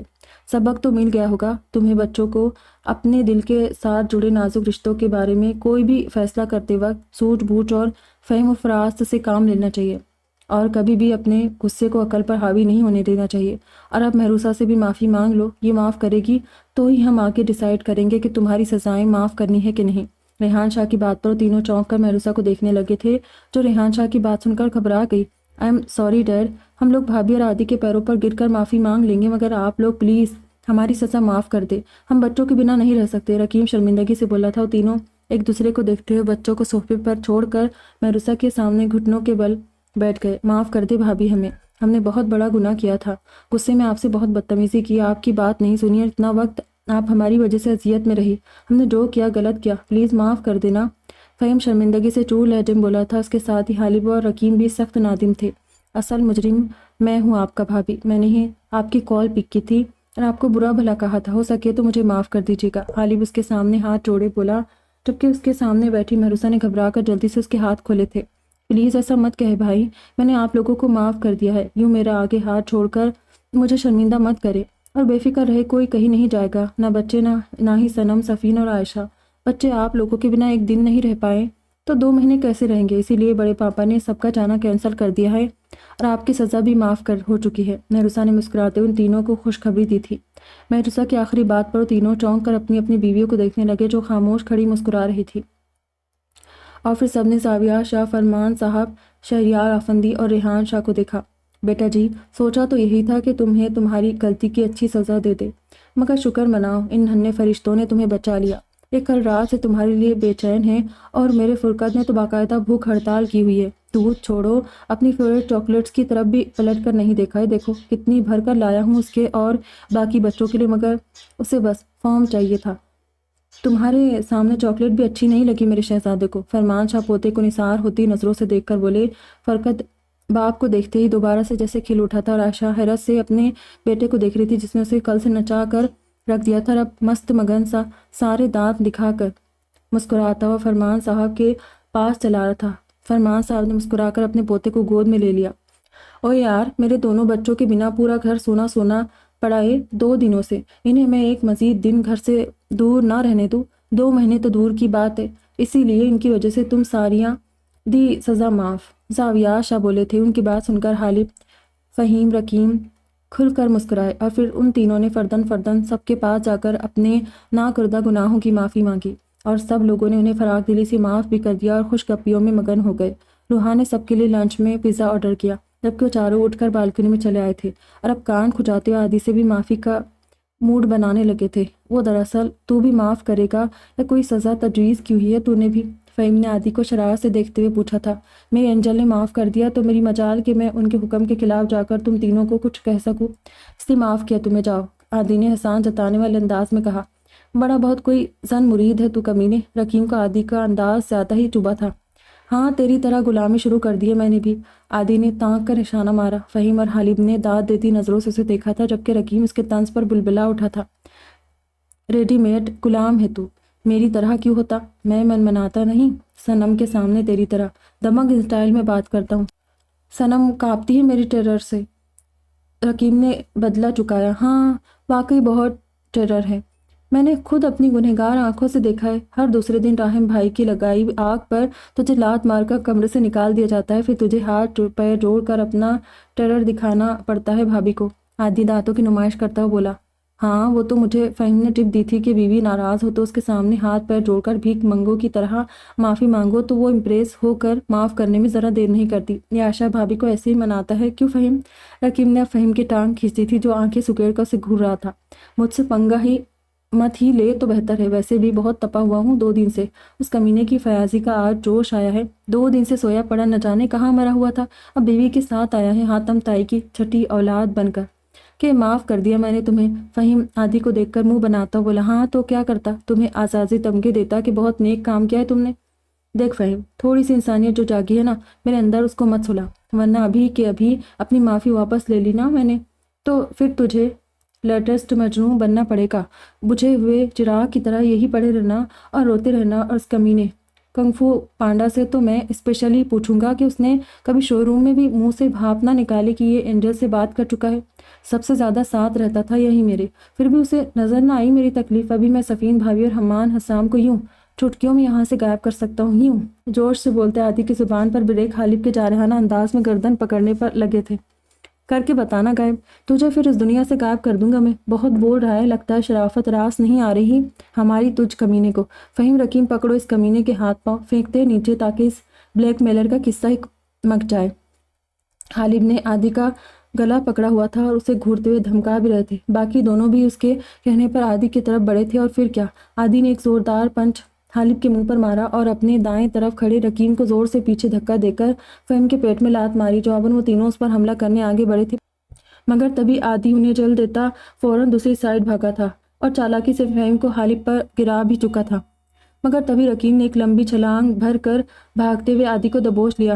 مار غالب، پکڑ لیا میں نے اس کمینے کو، مار! رقیم نے چلاتے ہوئے آواز لگائی اور پھر غالب تیزی سے اٹھ کر عادی کی طرف لپکا تھا، زور سے پنچ عادی کے منہ پر مارا، مگر یہ کیا، اس کا مارا گیا پنچ عادی کے بجائے رقیم کے منہ پر لگا تھا، کیونکہ پنچ دیکھتے ہی عادی جلدی سے نیچے ہوا تھا اور غالب کا بھاری بھرکم پنچ رقیم کے منہ پر پڑا، جس نے بلبلا کر عادی کو چھوڑ دیا اور رقیم کی گرفت سے چھوٹ کر عادی آگے بھاگتا اس سے پہلے ہی فہیم نے اسے پکڑ لیا، جبکہ رقیم غالب پر پل پڑا۔ اور اب وہ چاروں بری طرح ایک دوسرے سے گتھم گتھا زور زور سے چلا رہے تھے، اس بات سے بے خبر کہ اس بڑی سی بالکنی کے گیٹ کے آگے کھڑے ان کے والد صاحبان، ان کے سسر صاحب اور سالے کے ساتھ موجود ان کی بیویاں بھی حیرت سے منہ کھولے انہیں لڑتے مرتے دیکھ رہی تھی، اور روحان، سنان اور عثمان کے پاس موجود ان کے لخت جگر بھی اپنے اباؤں کا یہ روپ دیکھ کر ان سے زیادہ پرجوش انداز میں چلا رہے تھے۔ گدھے کے بچوں! ریحان شاہ کی دھاڑتی آواز پر ایک دوسرے کے حلیے بگاڑ چکے وہ چاروں تیزی سے سیدھے ہوئے تھے اور اب سٹ پٹاتے ہوئے اپنے والد صاحبان کو دیکھ رہے تھے، جو انہیں خونخوار نظروں سے دیکھتے ہوئے ان کی طرف بڑھ رہے تھے۔ ہو گیا ستیہ ناس، اب پھر ان کے بینڈ بجے گی ان گدھوں کی، اور اس بار تو عادی کو بھی ایک نئی سزا ملے گی۔ اوف، میرے جنگجو بھائیوں کا کچھ نہیں ہو سکتا، روحان تعصب سے بولا تھا۔ اس کی بات پر سنان اور عثمان مسکرانے لگے تھے، جبکہ سفین، عائشہ، صنم اور مہروسہ منہ پر ہاتھ رکھ کر بے ساختہ ہنسی چلی گئی۔ 6 مہینے بعد، یار روحان، دلہا بن کر تجھ سے اچھا لگ رہا ہے، شرافت سے ٹپک رہی ہے چہرے سے، جبکہ تیرے چہرے پر تو پھٹکار برس رہی تھی شادی والے دن بھی، اور مریم کی زبان کو آج بھی سکون دیکھ، اب بھی کیسے پٹر پٹر چل رہی ہے۔ فہیم نے اپنے پاس کھڑے غالب سے رقیم سے کہا، جو گھور کر اسے دیکھنے لگے تھے، اپنے بارے میں کیا خیال ہے؟ ٹوٹا پھوٹا گیا تھا اپنی شادی میں، صحرا تک سر پر رکھنے میں موت پڑ رہی تھی، پورا سر دھڑا پڑا تھا، اور پھر عائشہ بھابھی نے منہ دکھائے میں جو لاد گھوسے دیے تھے، یاد ہے کہ بھول گیا؟ رقیم نے حساب برابر کیا تھا کہ تبھی کھنکھارنے کی آواز پر ان تینوں نے پیچھے مڑ کر دیکھا۔ صنم، سفین، عائشہ اور مہروسہ مکمل دلہنوں کی طرح تیار شیار ہوئی اس وقت اپسراؤں کا سروپ لیے ان کے پیچھے کھڑی تھی۔ روحان کی شادی اس جنریشن کی آخری اور ان کی شادیوں کے بعد ہونے والی پہلی شادی تھی، اسی لیے وہ چاروں خوب سج دھج کر تیار ہوئی تھی۔ یہاں بھی لڑنا ہے پھر سے، تاکہ دوبارہ سب کے سامنے لاویو بے عزتی ہو سکے؟ عائشہ نے دونوں ہاتھ سینے پر باندھتے ہوئے کہا، جبکہ فہیم تو اس کے اس خوبصورت روپ میں کھو سا گیا۔ وہ چاروں مریم کے ساتھ پارلر سے سیدھی ہوٹل پہنچی تھی، جبکہ فہیم، غالب، رقیم اور عادی بچوں کو لے کر گھر سے یہاں آئے تھے۔ جب وہ اپنے دادا دادی تایا تائی کے پاس تھے، ان چاروں کو مہویہ سے اپنی طرف متوجہ دیکھ کر چاروں بہنیں مبہم سے مسکرائی۔ ہیلو، ہوش میں آ جائے اب، سفین غالب کی آنکھوں کے سامنے چٹکی بجاتے ہوئے بولی، اور غالب کے ذہن میں بے ساختہ سفین سے پہلی ملاقات کا منظر تازہ ہو گیا۔ غالب نے مسکرا کر شرارت سے اپنے تینوں دوستوں کو دیکھا، جو خود بھی اب پرشوق نظروں سے اپنی اپنی بیویوں کو دیکھ رہے تھے۔ ہوش میں کیسے آئے؟ بے ہوش کرنے کی وجہ تو سامنے ہی کھڑی ہے۔ حارث صفین کو دیکھ کر شوخی سے بولا، لگتا ہے کل آپ لوگوں کا ارادہ نہیں ہے شاید ہمارے ساتھ گھومنے جانے کا۔ چلو صنم، صفین، عائشہ، ہم اسٹیج پر چلتے ہیں، انہیں یہیں بے ہوش کھڑا رہنے دو۔ مہروسہ عادی کو دیکھتے ہوئے باقی سب پر بھی ایک نظر ڈال کر بولی تھی اور چاروں بہنیں آگے بڑھ گئی۔ وہ چاروں دوست ایک دوسرے کو مسکرا کر دیکھتے ہوئے لپک کر ان کی طرف بڑھے تھے اور انہیں پیچھے سے جا لیا۔ صحیح کہتے ہیں گھر والے، ہم چاروں جیسے زن مرید اس پورے خاندان میں نہ تھے نہ آگے کبھی ہوں گے۔ عادی مہروسہ کا ہاتھ تھامے آگے بڑھتا اور زور سے بڑبڑایا، جس پر مہروسہ نے اسے گھور کر دیکھا، جبکہ اس کے باقی تینوں دوست بھی اس بات سے پوری طرح متفق تھے۔ اب اپنی اپنی بیویوں پر پیار بھری نظر ڈال کر ان کا ہاتھ تھامے روحان اور مریم کے پاس اسٹیج کی طرف بڑھ رہے تھے۔ آج اسے ایک کیس کے چکر میں ارجنٹلی پولیس اسٹیشن جانا پڑا تھا، جبکہ امی جان نے اسے سختی سے منع کیا تھا کہ آج کے دن بالکل بھی گھر سے باہر کہیں جانے کی ضرورت نہیں ہے، کیونکہ وہ گھر سے نکلتے بری طرح اپنے کاموں میں مصروف ہو جاتا تھا۔ نوکری کے ساتھ خدمت خلق کرنے کا بھی اسے بہت شوق تھا، جس پر اس کے ماں باپ کو بھی کوئی اعتراض نہیں تھا، مگر آج اس کی بہن کا ولیمہ تھا اور سائمہ بیگم کو پتا تھا کہ ان کا بیٹا دوسروں سے ہمدردی کے مرض میں اس بری طرح مبتلا تھا کہ وہ اس اسپیشل دن میں بھی اپنے گورکھ دھندوں میں الجھ کر کوئی نہ کوئی گڑبڑ ضرور کرے گا، اور وہی ہوا تھا۔ یہ کیس شاہان کے لیے بہت امپورٹنٹ تھا۔ یہ ایک لڑکی کی کڈنیپنگ کا کیس تھا جو ایک ہفتے سے کالج جانے کے دوران لاپتہ ہو گئی تھی۔ ماں باپ نے ہر جگہ اسے ڈھونڈنے کی کوشش کی، مگر وہ لڑکی نہیں مل رہی تھی۔ تب ہار کر وہ پولیس میں کمپلین کرنے آئے تھے کہ شاہان کے انڈر آنے والے ایریا کا تھا، اور آج 2 دن بعد بالآخر شاہان اور اس کی ٹیم نے اپنی بہترین کارکردگی کا ثبوت دیتے ہوئے نہ صرف لڑکی کو بازیاب کروا لیا، بلکہ اس لڑکی کے ساتھ ریپ کرنے والے اس کے سڑک چھاپ عاشق کو باقی کے ساتھیوں سے الگ کر کے اپنی اسپیشل لاک اپ میں اس طرح سبق سکھایا تھا کہ اب وہ زندگی بھر اپنے پیروں پر چلنے کے قابل بھی نہیں رہا۔ ساتھ ہی اپنی نگرانی میں لڑکی کو اس کے گھر والوں کے حوالے کر کے آیا تھا، جبکہ اسی دوران اس کے ایک جان باز آفیسر نے اس لڑکی سے شادی کی پیشکش بھی شاہان کے سامنے رکھ دی۔ اس پریشان حال اور دکھی لڑکی کے ساتھ اس آفیسر کو پوری ہمدردی تھی، اور وہ آفیسر واقعی سچا محب وطن بھی تھا، تبھی اپنے ملک میں پل رہے ان ناسوروں کی 27 لڑکی کے لیے اس نے خود کو پیش کر دیا تھا۔ وہ جانتا تھا اب زندگی بھر کے لیے یہ لڑکی اس معاشرے کے لیے اچھوت بننے والی تھی، اسی لیے اس نے اس لڑکی کے ساتھ شادی کرنے کا فیصلہ کر لیا۔ شاہان اس آفیسر کے اس فیصلے سے بہت خوش ہوا تھا، اور اس نے لڑکی کے ماں باپ کے ساتھ سارا معاملہ بھی خود طے کیا اور اپنے آفیسر کی گارنٹی بھی لی تھی۔ بس اسی سارے معاملے سے نمٹتے ہوئے شاہان کو اتنا وقت لگ گیا تھا کہ پھر گھر سے تیار ہوتا جلدی جلدی میں سیدھا ہوٹل چلا آیا، جہاں سامنے ہی بنے شاندار سے اسٹیج پر مریم روحان کے ساتھ کھڑی مسکرا رہی تھی۔ وہ دل میں بہن کی دائمی خوشیوں کی دعائیں کرتا بھاگتے قدموں سے اسٹیج کی طرف بڑھ ہی رہا تھا کہ تبھی اس کی نظر اسٹیج کے بائیں طرف والی ٹیبل پر بیٹھی اس لڑکی پر پڑی۔ وہ لڑکی واقعی خوبصورت تھی، یا شاہان کو لگی تھی۔ ہاں، وہ خوبصورت تھی، دوسری بہت سی لڑکیوں سے بالکل منفرد اور خاص۔ ہلکے براؤن نفیس سوٹ میں سر پر آف وائٹ حجاب اوڑھے اس کا سرخ و سفید چہرہ ہلکے میک اپ سے سجا بے حد حسین لگ رہا تھا۔ مکمل حجاب میں اس کے سر کے سارے بال چھپے ہوئے تھے۔ اس لڑکی کی شخصیت سادہ اور پروقار تھی۔ شاہان ٹکٹکی باندھے اسے دیکھنے لگا۔ وہ بھول گیا تھا کہ وہ کہاں جا رہا ہے، کہاں کھڑا ہے اور کیا کر رہا ہے۔ وہ پوری طرح اس لڑکی کے حصار میں قید ہو چکا تھا، جبکہ خود کو کسی کی پرتپش نظروں کی قید میں محسوس کر کے رائمہ بری طرح بے چین ہو گئی تھی۔ تبھی اس نے ادھر ادھر نظر گھما کر دیکھا تھا، سامنے سوٹیڈ بوٹیڈ وہ شاندار شخص پوری جان سے اس کی طرف متوجہ تھا۔ رائمہ نے سخت بیزار ہوتے ہوئے اسے گھور کر دیکھا تھا، جو اس کے گھورنے کی پرواہ کیے بنا مسکراتا ہوا اسے دیکھے جا رہا تھا، اور پھر کچھ ہی دیر میں ایک عورت دھیرے دھیرے چلتی ہوئی اس لڑکے کے پاس آئی تھی اور وہ مسکرا کر انہیں رائمہ کو دکھانے لگا تھا۔ رائمہ اس ٹھٹ شخص کو گھور کر دیکھتے ہوئے اپنا رخ موڑ گئی۔ امی جان، بس یہی لڑکی آپ کی بہو بنے گی، اب جلد سے جلد اس کا ٹھکانہ معلوم کرے اور اپنے بیٹے کے سر پر صحرا سجانے کا ارمان پورا کر لے۔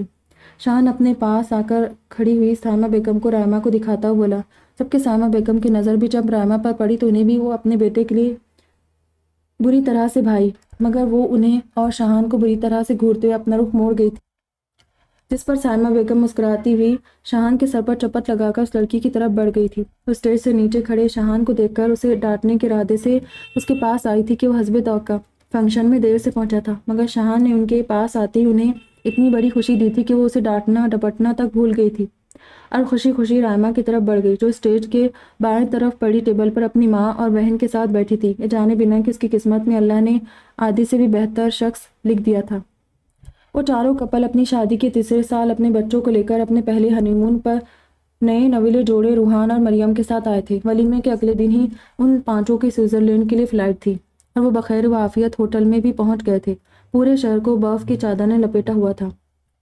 آج پورے 3 سال بعد عائشہ، صفین، صنم، مہروسہ نے برف باری دیکھی تھی، اسی لیے وہ شوہر بچوں کو بلائے مگن سی روحان مریم کے روم کی بالکنی میں آ کھڑی ہوئی تھی اور اطمینان سے برف باری انجوائے کر رہی تھی۔ 6 مہینے میں ان سب کی زندگیاں بہت زیادہ بدل گئی تھی۔ مہروسہ کی ٹانگ کا آپریشن سکسیسفل رہا تھا اور 3 مہینے میں وہ اپنے پیروں پر دوبارہ کھڑی ہو گئی تھی۔ اس دوران عادی کے صبر، تحمل اور برداشت نے مہروسہ کو اپنا گرویدہ کر لیا تھا۔ مہروسہ کے ساتھ ساتھ آیس کو بھی اس احسن طریقے سے مینج کر رہا تھا کہ مہروسہ کو بے اختیار اپنے شوہر پر فخر ہونے لگا تھا، اور مہوش جو اب اکثر بدل چکی تھی، وہ پوتے اور بہو کا خیال رکھنے خود بھی مہروسہ کے پاس رکنے اس کے گھر آ گئی تھی۔ عنایہ، عائزہ کے سوا صفین، عائشہ اور صنم بھی مہروسہ کے پاس روز ہی سارا دن کے لیے رکنے آ جاتی تھی، مگر آیس عادی کے سوا کسی کے پاس نہیں رکتا تھا۔ عادی کو مہروسہ کے ساتھ ساتھ گھر، آفس اور آیس کو مینج کرنا پڑتا تھا۔ وہ صبح آفس جانے سے پہلے مہروسہ کو ناشتہ کروانے کے ساتھ ساتھ اس کی تھراپی بھی اپنی نگرانی میں کرواتا تھا۔ پھر آیس کے اٹھنے پر اسے ناشتہ کروانا، تیار کرنا بھی اس کی ذمہ داری تھی۔ اس کے بعد وہ آیس کو بھی ساتھ لے کر آفس جاتا تھا کہ گھر میں وہ اپنی پھپھو، دادی یا خالاؤں کے پاس بھی نہیں ٹکتا تھا۔ یا تو وہ عادی کے پاس رہنا پسند کرتا یا مہروسہ کے، اور مہروسہ کی مجبوری یہ تھی کہ وہ خود بستر پر پڑی تھی تو آیس کو کیسے سنبھالتی۔ اسی لیے عادی کو آفس میں ہی آیس کو اپنے ساتھ رکھنا پڑتا تھا، اور اب تو رائمہ بھی جاب چھوڑ کر جا چکی تھی کیونکہ 2 ہفتے پہلے ہی شہان اور اس کی شادی ہو چکی تھی۔ اب عادی کا نیا سیکرٹری سراج کا نوعمر انٹر پاس بیٹا تھا۔ سراج کو عادی نے سیکورٹی گارڈ کی جاب سے ہٹا کر ایک بڑا سا جنرل اسٹور کھول کر دے دیا تھا۔ اب بنا کسی محنت کے سراج کی زندگی زبردست چل رہی تھی۔ عادی کو آفس سے گھر جا کر مہروسہ کو ہلکی پھلکی واک کروانے کے ساتھ آئس کو کھلانا پلانا تیار بھی کرنا پڑتا۔ بیٹے کے نخرے اٹھانے کے ساتھ اس کے ساتھ کھیلنا بھی عادی کی ہی ڈیوٹی تھی۔ پھر رات کو بیٹے کو سلانے کی ذمہ داری بھی اسی کی تھی۔ وہ وقت عادی کے لیے کڑا تھا مگر گزر ہی گیا۔ بہترین علاج، تھراپیز، آرام اور عادی کی بے تحاشا محبت و توجہ سے مہروسہ 3 مہینے میں ہی اپنے پیروں پر کھڑی ہو گئی۔ اور پھر وہ دن بھی آیا جب عادی کی آفس سے واپسی پر لاؤنج میں اپنے ویل چیئر پر بیٹھی مہروسہ بنا کسی سہارے کے سہج چلتی ہوئی اپنے بیڈ روم میں عادی کے سامنے آ کھڑی ہوئی۔ عادی اسے دوبارہ چلتے دیکھ کر خوشی سے گم ہو گیا۔ وہ دن عادی کی زندگی کا یادگار دن تھا۔ اپنی اینجل کو دوبارہ اس کے پیروں پر کھڑا دیکھ کر اس کی آنکھیں خوشی سے نم ہو گئی تھی۔ اسی بیچ 2 لوگوں کے درمیان ایک خوبصورت بندھن بھی جڑا تھا، عارفہ اور عثمان۔ مہروسہ کے آپریشن سے پہلے اس گھر کو اپنی ماہی بی بی اور آئس کو سنبھالنے والی اس کی عارفہ خالہ کی عثمان کے ساتھ ایمرجنسی میں شادی ہو گئی تھی، اور عارفہ عثمان کے ساتھ بیاہ کر جرمنی چلی گئی۔ گرینی کو بھی روحان نے اپنے پاس بلا لیا تھا۔ وہ دونوں اپنی ماہی اور چھوٹو کو چھوڑ کر اتنی دور نہیں جانا چاہتی تھی، مگر مہروسہ اور عادی نے انہیں راضی کر ہی لیا تھا۔ زہیب مراد نے شادی کے بعد عثمان کو بیٹے سے داماد کی حیثیت دیتے ہوئے سنان کے ساتھ ہی پارٹنرشپ پر بزنس شروع کروا دیا، جس کو سنان اور عثمان مل کر بخوبی چلا رہے تھے۔ اور اب تو عارفہ کے یہاں بھی خوشخبری آنے والی تھی۔ وہ عارفہ جو اپنے چھوٹو کو چھوڑ کر جاتے ہوئے زاروں قطار رو رہی تھی، اب اس کے یہاں بھی ایک پیارا سا چھوٹو آنے والا تھا۔ اس کا 4تھا مہینہ چل رہا تھا، اس لیے وہ اور عثمان روحان کی شادی میں بھی نہیں آ پائے تھے۔ بس سنان، حالہ اور زہیب صاحب ہی روحان کی شادی میں شریک ہوئے تھے، اور روحان کا ولیمہ کیونکہ شادی کے تیسرے دن تھا، اسی لیے ولیمے سے پہلے ان لوگوں کی واپسی ہو گئی تھی۔ اور آج چاروں روحان مریم کے ساتھ یہاں چلے آئے تھے۔ زندگی بہت حسین ہے نا عائشہ، صفی، صنم، مہروسہ نے بالکنی سے ہاتھ باہر کرتے ہوئے برف کی فوار کو اپنے ہاتھوں میں سمیٹا تھا۔ ہاں مہروسہ، زندگی حسین ہے تو کیا ہوا، جو کچھ دیر کو یہ ہمیں غموں سے ہمکنار کرتی ہے۔ اگر زندگی میں غم نہ ہو تو خوشیوں کو دل سے کوئی محسوس نہیں کرے گا۔ غموں کے ساتھ خوشیوں کے اس حسین سنگم کو ساتھ لے کر چلنے کا نام ہی زندگی ہے، اور زندگی خوبصورت ہے۔ صنم نے جواب دیا تھا، اس کی زندگی میں بھی تو بیرام جیسے درندے کے بعد رقیم کی اچانک آمد خوشیوں کا پیغام ہی تو تھی، جس نے اس کی زندگی کو گل و گلزار کر دیا تھا۔ رقیم نے اس کی زندگی کو خوبصورت بنا دیا تھا۔ واقعی زندگی خوبصورت تھی۔ عائشہ بھی اس بات سے پوری طرح متفق تھی کہ زندگی خوشیوں اور غموں کا ملا جلا سنگم تھی۔ ایک عمر آبلہ پائی کا سفر طے کرنے کے بعد اس نے اپنی منزل کو فہیم کے روپ میں پا ہی لیا تھا، جس نے زید مراد سے کیے گئے اپنے وعدے کو پورا کر دیا تھا۔ اس نے واقعی دل سے عائشہ کو ہنسنا سکھا دیا تھا، اور 20 سال بعد زید مراد کو ان کی روٹھی بیٹی سے ملا دیا تھا۔ اور عائشہ نے بھی دل سے زید مراد کو معاف کر کے ان کے دل پر رکھا سالوں پرانا بوجھ اتار پھینکا تھا۔ اب واقعی زندگی خوبصورت تھی، اور زندگی تو صفین کی بھی بہت خوبصورت ہو چکی تھی۔ اس نے اذیت کا جو کٹھن وقت حالب کی ہمراہی میں کاٹا تھا، ان 3 سالوں نے اس کی ہر اذیت کا مداوع کر دیا تھا۔ آخرکار اپنے صبر، پیار، محبت اور توجہ سے صفین نے حالب جیسے خرد دماغ شدت پسند انسان کو موم کر ہی دیا تھا۔ غالب کا غصہ، ضد، وہ جنون جس کی زد میں آ کر غالب نے صفین اور خود کو بے انتہا اذیت سے دوچار کیا تھا، اب اپنی موت آپ مر چکا تھا۔ اب غالب شاہ صرف شکل سے ہی نہیں، دل اور دماغ سے بھی دوسرا زاویہ شاہ بن چکا تھا، ہنسمکھ، خوش مزاج اور صفین کا اصل دیوانہ۔ بقول عنایہ صفین نے ایک جن پر اپنی محبت کا ایسا منتر پڑھ کر پھونکا تھا کہ اس جن کی پوری ذات صفین کی مٹھی میں قید ہو چکی تھی، جو صفین کے اشارہ ابرو سے اس کا حکم بجا لاتا تھا، جبکہ غالب جیسے جن کو قید کرنے میں صفین کی کتنی ریاضت لگی تھی یہ اس کا ہی دل جانتا تھا۔ مگر ہاں، اب زندگی خوبصورت ہو چکی تھی۔ تم لوگ یہاں کھڑی کھڑی کیا کر رہی ہو؟ چلو صفین، صنم، عائشہ، مہروسہ، تم لوگوں کی میاؤں کو گھیر لیا ہے روحان نے۔ سانگ چل رہے ہیں اور وہ سب تمہاری شان میں گانا گانے کی گستاخی کرنے والے ہیں، وہ بھی تمہارے سامنے۔ مریم ان چاروں کے پاس چلی آئی تھی اور انہیں پکڑ کر اپنے ساتھ لے جاتے ہوئے بولتی جا رہی تھی۔ وہ پانچوں صفین کے روم میں تھے اور بچے بھی ان کے ساتھ ہی تھی۔ ابھی وہ پانچوں اندر داخل ہوئے تھے کہ دروازہ کھولتے ہی وہ پانچوں بھائی ایک ساتھ کھڑے کورس میں گانا شروع ہو گئے تھے۔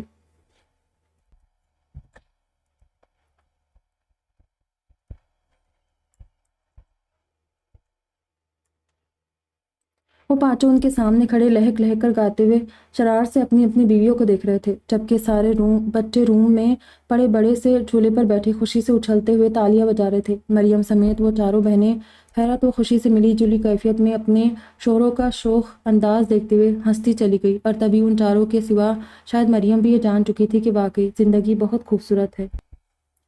ختم شد۔ دعا میں یاد رکھیے گا۔ خدا حافظ۔